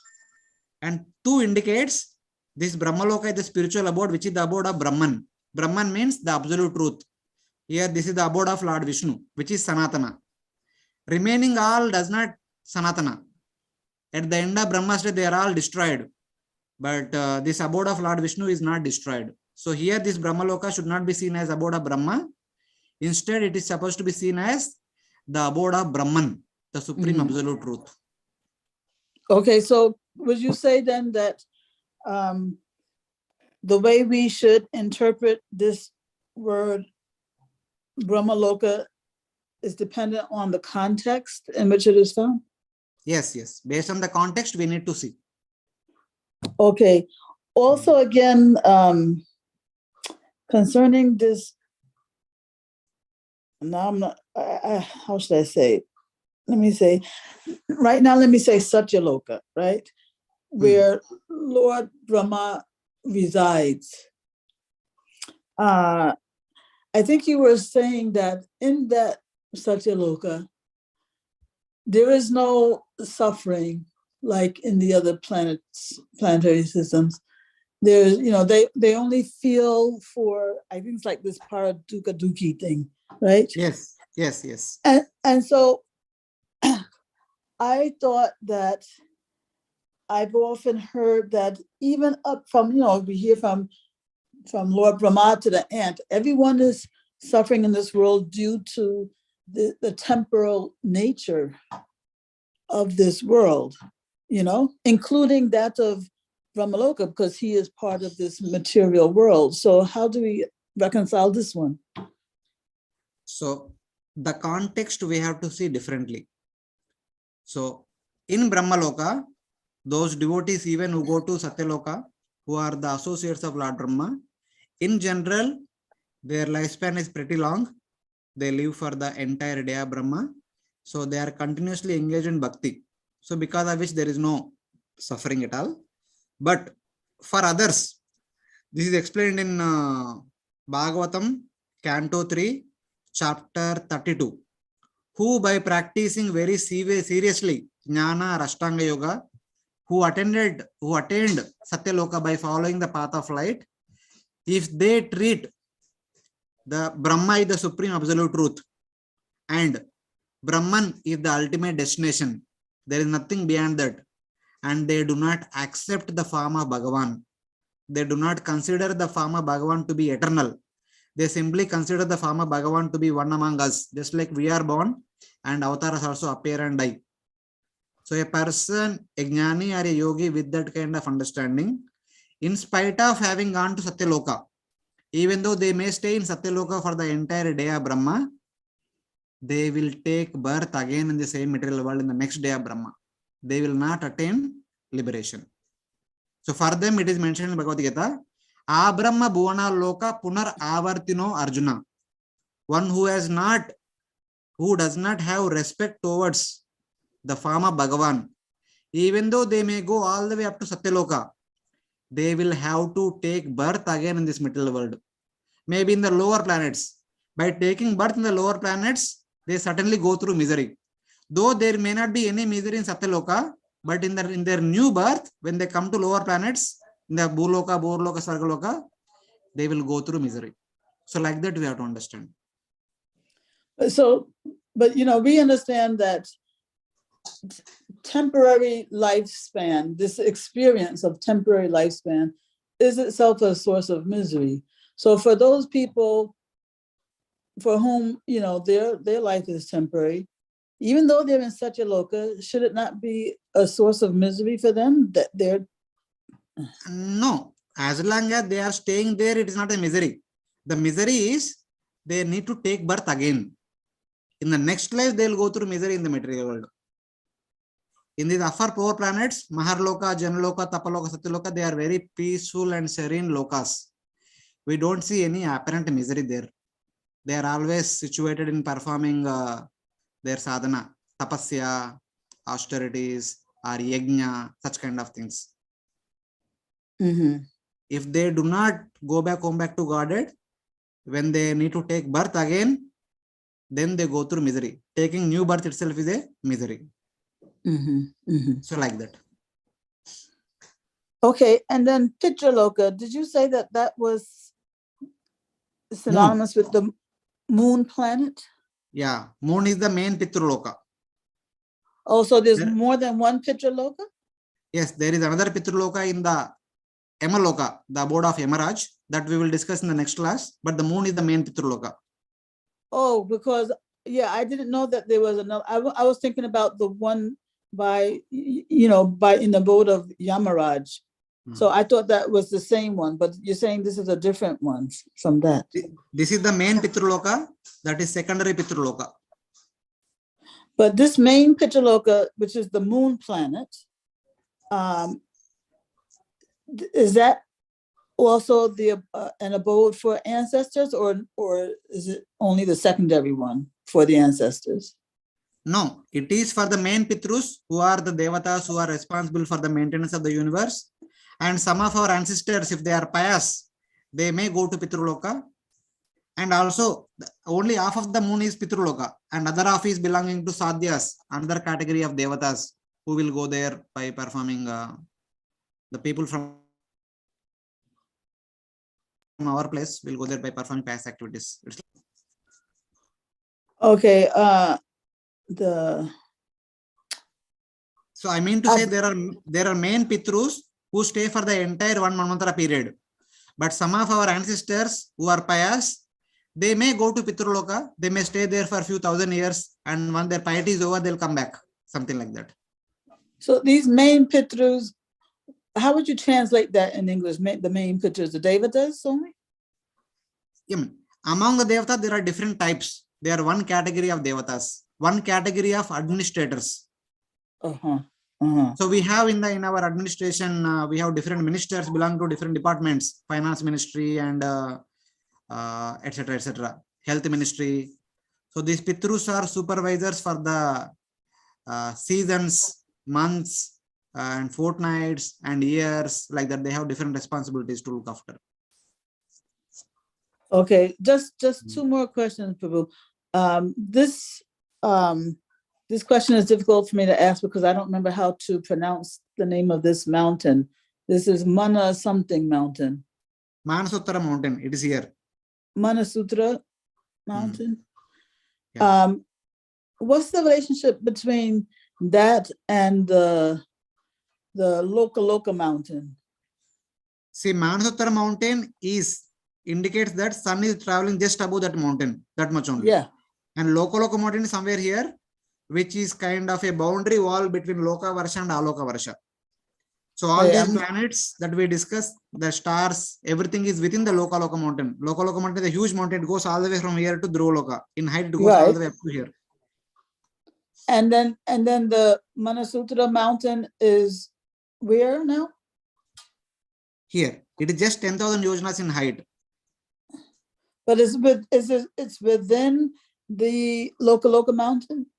It is inside the Dhruvaloka mountain. It is located in the middle of 7th island of the Bhumandala. The 7th island, Pushkara Dvipa. Okay. It's within this 7th island.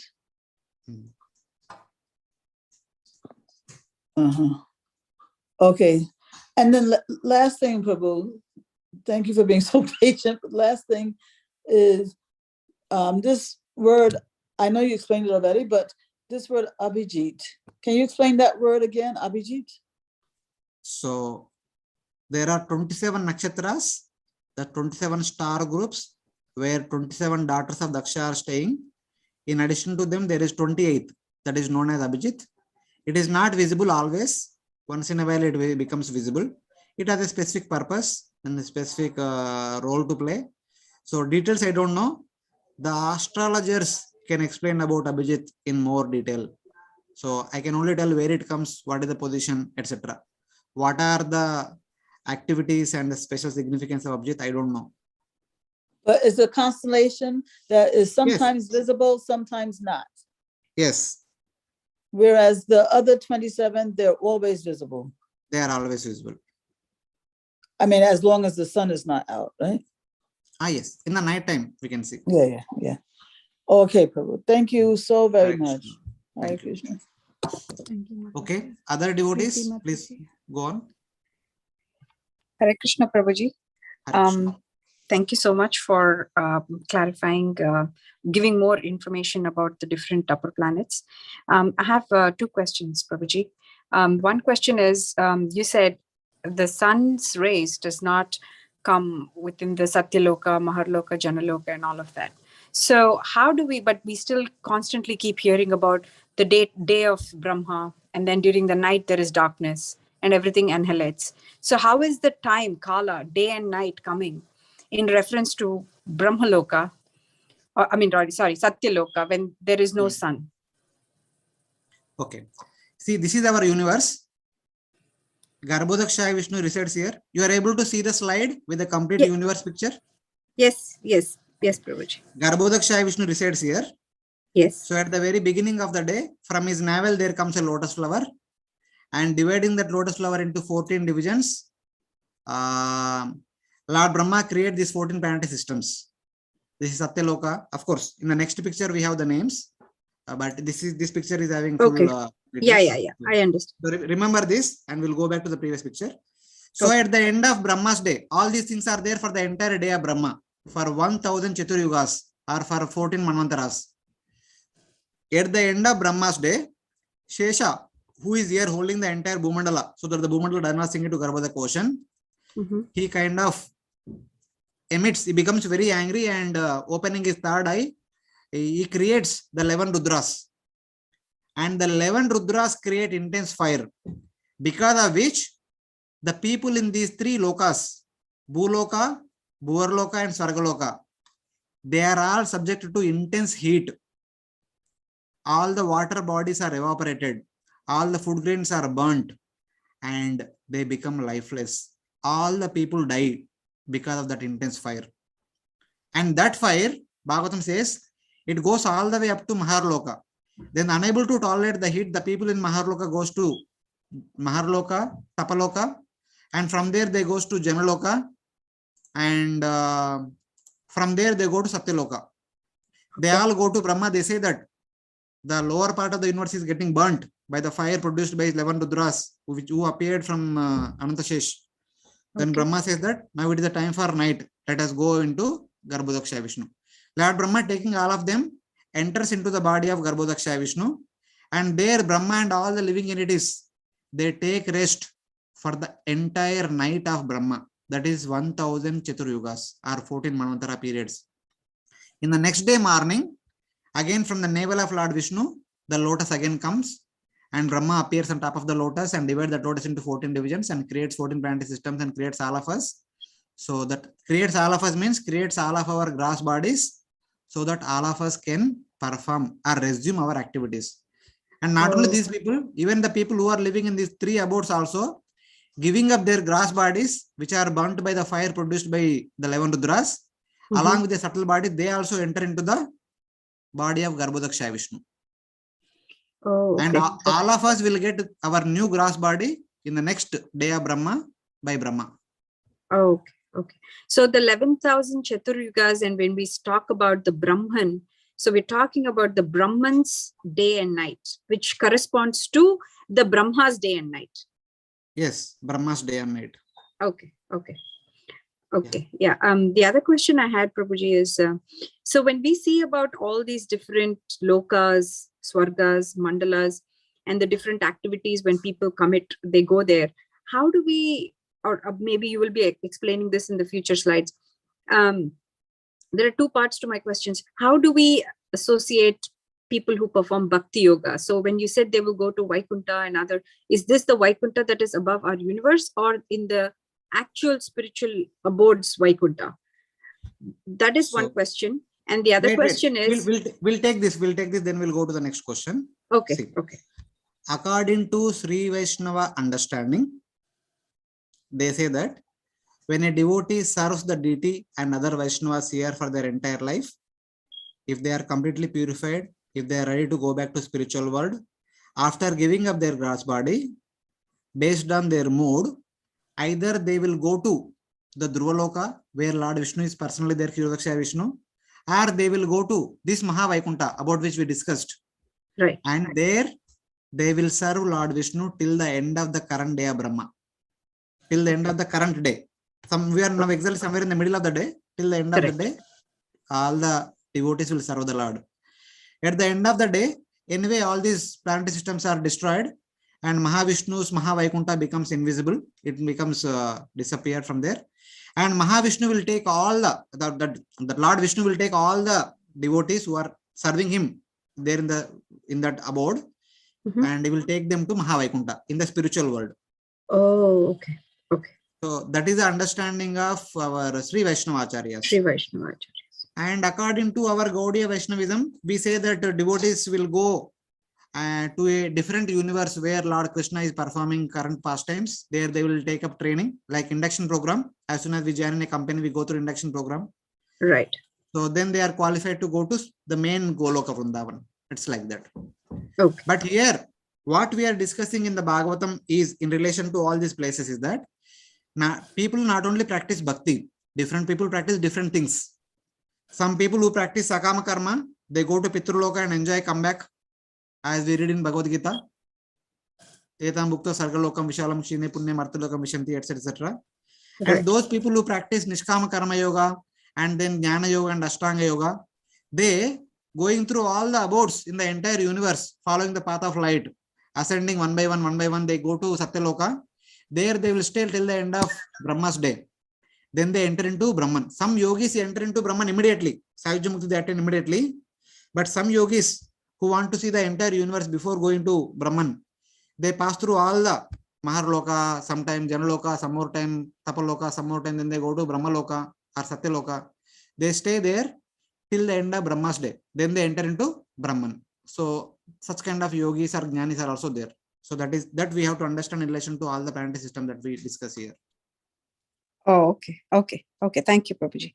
So the other part to this question is, so when I hear all these lectures and when we get all this pictographical knowledge about the whole system of the universe, when we sit down for chanting, Prabhuji, these things keep coming into our mind, and we just, the whole idea of wanting to be a servant of the servant, it just doesn't fit in. It becomes so overwhelming that we forget our stance in this entire picture. So as a sadhaka, as a practicing bhakta, how do we associate this, and still we just think it is impossible to ever cross this, surmount this, so many things, and come up and actually attain what we're supposed to attain, or have that selfless service. When we hear about Swarga, when we hear about all the other things, we're like, oh, how do we give that selfless service and contemplate towards just getting the love of Godhead? How do you, maybe you already do that, I don't know, probably if you can shed some light on little. No, I don't go through so much analysis. My understanding is very simple.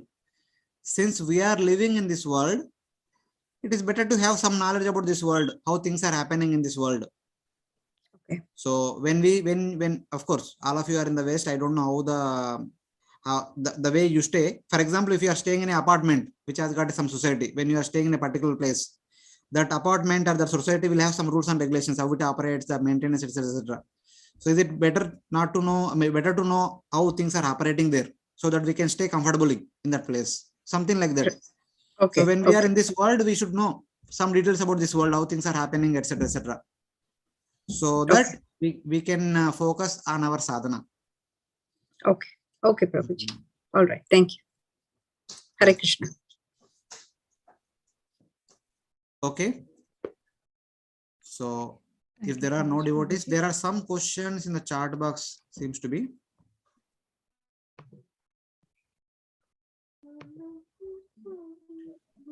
So I don't know. Okay, here is the first question. Can we see once where is Brahmaji when he had darshan of Lord Vishnu? So I'll show you the image so you can understand.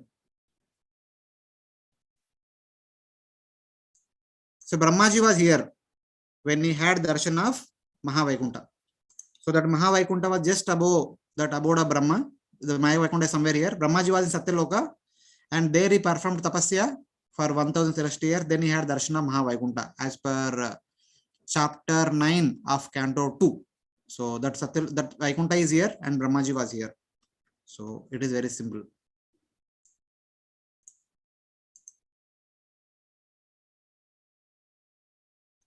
And next one, in pictures of Vaikuntha and Goloka, is there one Goloka, Lord Krishna and Radharani, and down in Vaikuntha, Lord Vishnu and Lakshmi? So there is one Goloka, but there are unlimited number of Vaikunthas. In one Vaikuntha, one form of Vishnu is there. In one Vaikuntha, there is Lord Haigriva, in other Matsya, in other Lord Kurma, Lord Narsimha, Lord Buddha, Lord Kalki, like the different avatars about whom we hear. Lord Rishikesha, Lord Madhava. So different forms of Vishnu are staying in different Vaikunthas. But there is only one Goloka, as we saw in that picture previously. So here the question about Trishanku. Have read Trishanku hanging upside down in his planet. Where is this? Who are the 12 Rashi personalities? Just curious, what does it mean when they say Sun has moved to a Graham or Guru on Shani transit? So some details we will discuss in upcoming presentations. But where is the Trishanku Swarga? I also don't know. I never saw. Somewhere upstairs. Some people who know very well about astronomy, some people who know very well about astrology, you can approach them. They will show you exactly where it is. So Bhagavatam, Ramayana in more details talks about that Trishanku Swarga is still there and we can see it. And within that, Trishanku is situated upside down in the artificial Swarga. That much I can tell you. I can repeat what is there in the Ramayana and Bhagavatam. And where it is, I don't know.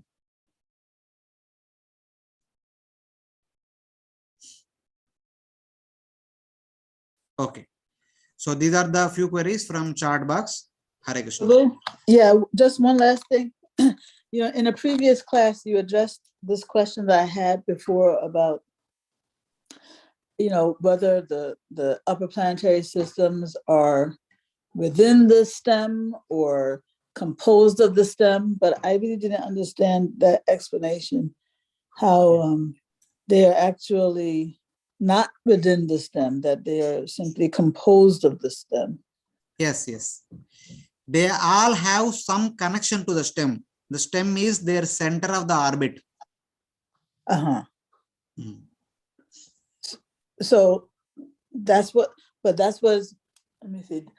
But that's to say that they revolve around the stem is different from saying that they are within the stem. So why is it saying that they're within the stem? I don't know. So I don't know where it is. And in the first canto, Papa says so in the purport. Maybe he was just speaking, in a simple way, but that's what he said, that those planets are in the stem itself. I don't know what is the context in which Prabhupada is speaking, but this is how we can understand the planets are located in their respective orbits and they are revolving around their central axis, which is in the location of the stem. Okay, Prabhu. Thank you. Hare Krishna, others, please go on. Hare Krishna, Prabhuji, Dandavat Pranam, Jai Srila Prabhupada. Prabhuji, actually, people who they go to Swargaloka, they enjoy over there and then they come back. But Jnanis, yogis and all who go to Brahmaloka, what usually they do till the end of the day of the Brahma? Those who generally go to Maharloka, Janaloka, Tapaloka, Satyaloka are generally the practitioners of Bhakti Mishra Jnana or Bhakti Mishra Yoga. They continue their sadhana. The Jnanis do Jnana and Yogis will do Yoga. Okay. When they and, are continuing... And one second. And the great sages, they sometimes perform Yajna also. Those who teach Nishkama Karma Yoga, they also do Yajnas, they elaborate Yajnas. Something like that. Okay. When they continue their Mishra Bhakti, that time also, will they not realize the personal form of Krishna? No, they are not negating. These Mishra Jnanis and Mishra Yogis, they do accept the form of Bhagavan. But somehow or other, they became inclined to Brahman aspect. They wanted to be part of Brahman. They wanted to enter Brahman instead of entering into Vaikuntha. It's like the student all the way up to 10th class studies all the subjects like maths, physics, chemistry, biology, zoology, history, science, etc. But when he enters into intermediate, he only chooses either maths or science or commerce or arts or some special subjects that is based on their inclination. Though these mixed jnanis and mixed yogis, they understand about Brahman, Paramatma and Bhagavan, but somehow or other they became inclined to be with Brahman. These are all Brahmavadis, not Mayavadis. Okay. What happens to Mayavadis where they reach? They don't go anywhere. They will be traveling up and down only in the universe. They don't attain Sayuja. Okay. Okay, Prabhuji. Thank you very much for the class. Very wonderful. Hare Krishna. Hare Krishna, Prabhuji. Dandavad Pranam, Prabhuji. Dandavad Pranam, Prabhuji. Prabhuji, my question is, Prabhuji, I did not understand the orbit of the sun, like how the sun moves around. Does it moves around the Meru mountain, or is it just moves around the Bharat Khanda? So that was not clear, Prabhuji. Prabhuji, it's okay, Prabhuji. Simple to understand. Meru is here, sun is here. The distance between these two is 12 million yojanas. And adjacent to Meru, there is Bharatakhanda. Right. When it is moving around Meru or around Bharatakhanda, both are very close to center. Right. So while it is moving around Meru, it is also moving around Bharatakhanda. While it is moving around Bharatakhanda, it is also moving around Meru. So it is a small delta gap only that can be neglected. No need to worry about it. But one thing is, as you mentioned, Prabhuji, let's say if it is moving around the Mount Meru, then there is some part will be dark, right? Because some part of the earth will not receive the sunlight, so that will remain dark permanent, like ever. So how which part of the earth remains dark? Like if suppose sun moves behind behind the Mount Meru, and when sun rays will not fall on the earth, right? So that part will remain dark, right? Okay. In case if it moves. I'm sorry to ask you this question. Sorry to ask like this. In the 2 classes back, we discussed about it elaborately. 2-3 days back in the last week, we discussed that the Meru and all other places we are not able to see them because they are all part of Bhaumasvarga, and they do not stop sunlight.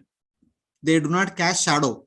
Just like Devatas do not cast shadow, the Mount Meru also does not cast shadow. That means the sun rays pass through Mount Meru. Mount Meru is a very, very, very subtle object for us. Okay, it cannot block sunrays which are coming to America, other part of the earth. Okay, so thank you so much. It was a doubt in my mind, Prabhuji. Thank you so much for clarifying that. And also one more doubt, Prabhuji, like how we have a chariot for sun, do we also have a chariot for moon also, Prabhuji? Yes, Vayu Purana goes into more details. All the grahas are actually chariots. They all have sun as chariots and horses and chariot driver and other people who are serving them, etc., etc. They are all chariots. That's why I mentioned many times all the spatial objects are all either vimanas like that of Kardamamuni or chariots like that of sun. And who is having chariot, who is having vimana, we don't know, but they are either of the two. Okay, Prabhuji. Yeah. Thank you so much, Prabhuji. Thank you once again. Hare Krishna. Hare Krishna. Yeah. Hare Krishna, Prabhuji. Hare Krishna, Prabhuji. Yeah, so Prabhuji, like today you mentioned about that free space out of the layers which has the Vaikuntha in material universe. So is it the same universe where Lord Brahma goes to request Mahavishnu to advent as Krishna? No, Lord Brahma goes to Kshirosagar here in Dhruvaloka to request Lord Vishnu whenever there is a big problem. During the time of Lord Ram, during the time of Samudramanthan, during the time of Lord Krishna. All the Devatas will go here only. Okay. Not above. Not that Vaikuntha. This Vaikuntha they approach. Oh, this Vaikuntha they will come. Okay. So is that the when they say Shweta Deepa is that thing? Pole star Vaikuntha? Shweta Deepa is in Dhruvaloka. That is here. Okay. Thank you, Prabhuji. Hare Krishna. Hare Krishna, Prabhu. I have one more question. You said that at the end of the day of the Brahma, that when the heat rises, so people from Mahaloka, they go to Janaloka, and from then Janaloka to Tapaloka, and Tapaloka to Satyaloka, right? And only at the end of the day will they travel like that upwards, or have they got any access that they can travel at any time, any point of the day of the Brahman? Other time also they can travel.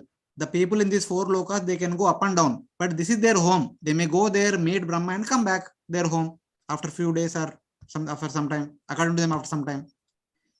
So, but specifically at the time of this annihilation, which happens at the end of Brahma's day, they all go there, and Brahma takes all of them to the body of Garbhodaksha Vishnu, who is here. Thank you, Prabhu. Hare Krishna. Hare Krishna.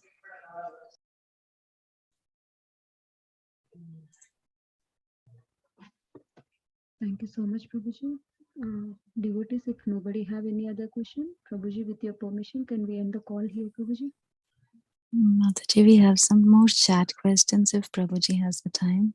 Is that okay? Yeah, you can read through.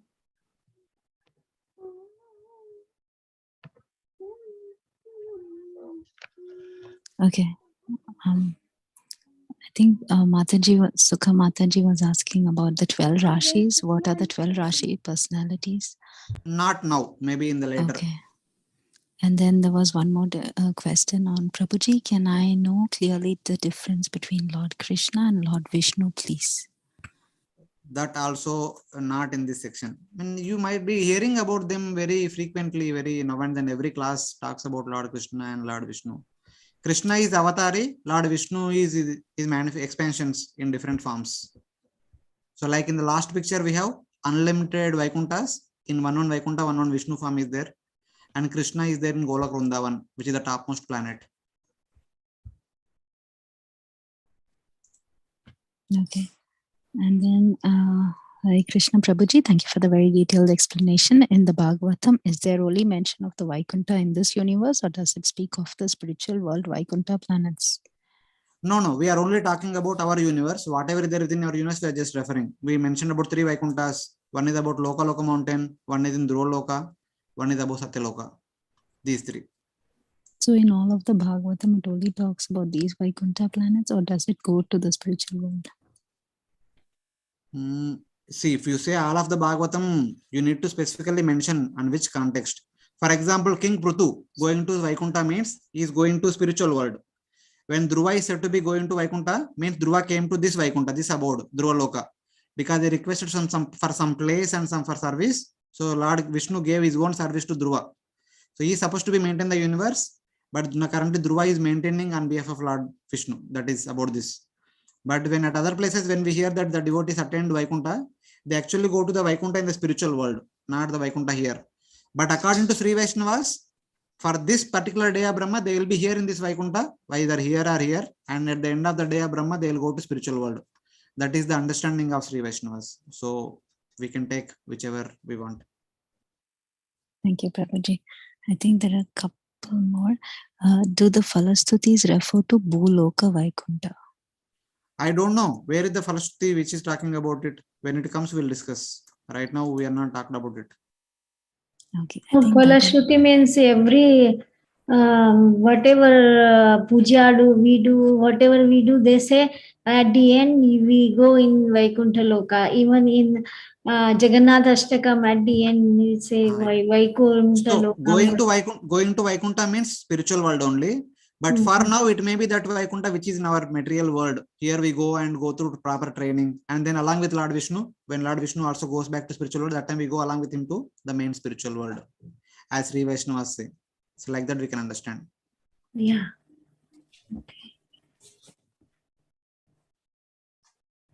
Okay, Prabhuji, I have a question too. Like in previous classes, you said whatever stars we see in the sky, they are like, like the sitare jilmil karte hai, like that. So you said they are the chariots of the heavenly devatas, but now you are saying about giving the explanation that we can actually stay there, and there are personalities on these stars, like we see the star of pole star Dhruva, and also you give the description of about other stars, so there are also some different abodes.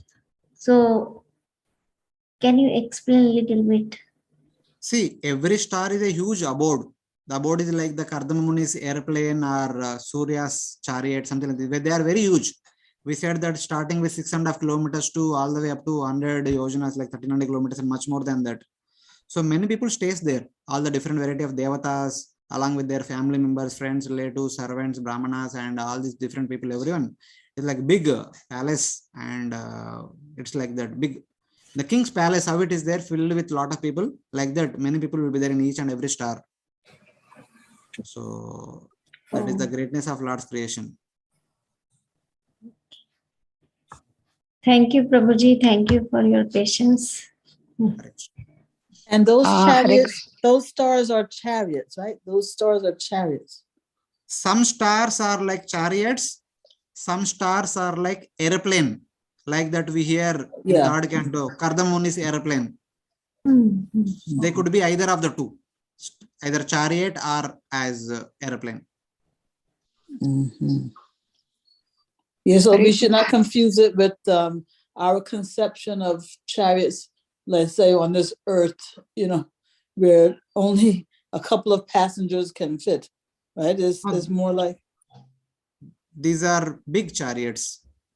So like that we have Boeing 847, but it can occupy 1,000 people. It can give place for 1,000 people, and we have normal private jet plane, which can only accommodate some 10 people.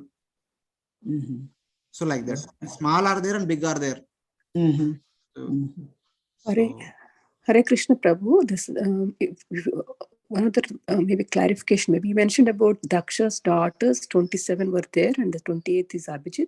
So 27th, the daughters are also staying as the stars, right, Prabhu? So those are also there in the same, like this only, Prabhu? Yes, there are 27 star groups, and one daughter is staying in one of the star group.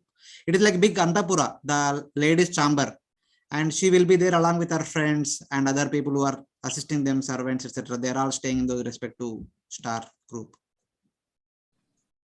These are also like along with the other stars which are discussing, right, Prabhu? So all stars has their abodes, like with chariots or vimanas, whatever described. Plus this 27 Daksha's daughters are in their own abodes.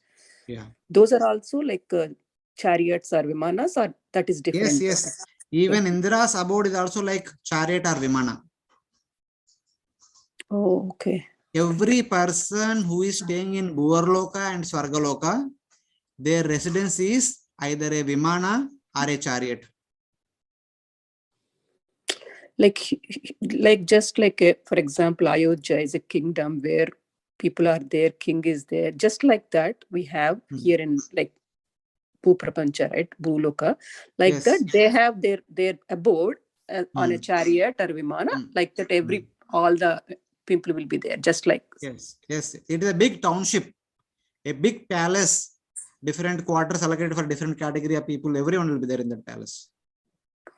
Thank you, Prabhu. Hare Krishna. A huge palace with a lot of surrounding area with a lot of other facilities for sporting and enjoyment, etc.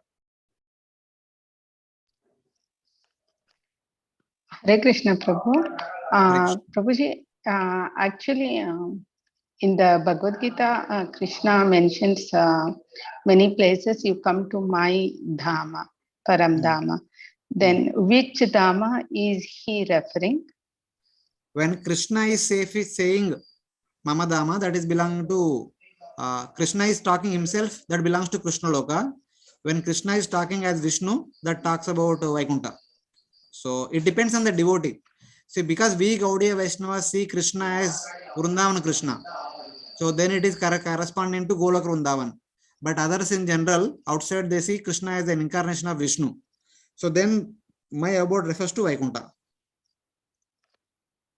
Okay. Thank you very much. Hare Krishna. Okay, thank you very much, Prabhuji. It's already too late. So we end, and the remaining questions we'll take tomorrow on Wednesday. Okay? Wednesday, yeah. Yes, thank you. Hare Krishna. Thank you. Let's thank you very much. Yes, Mother. Hare Krishna. Srimad Bhagavatam ki jai, Srila Prabhupada ki jai, Ananta Koti Vaishnava Bhakta ki jai.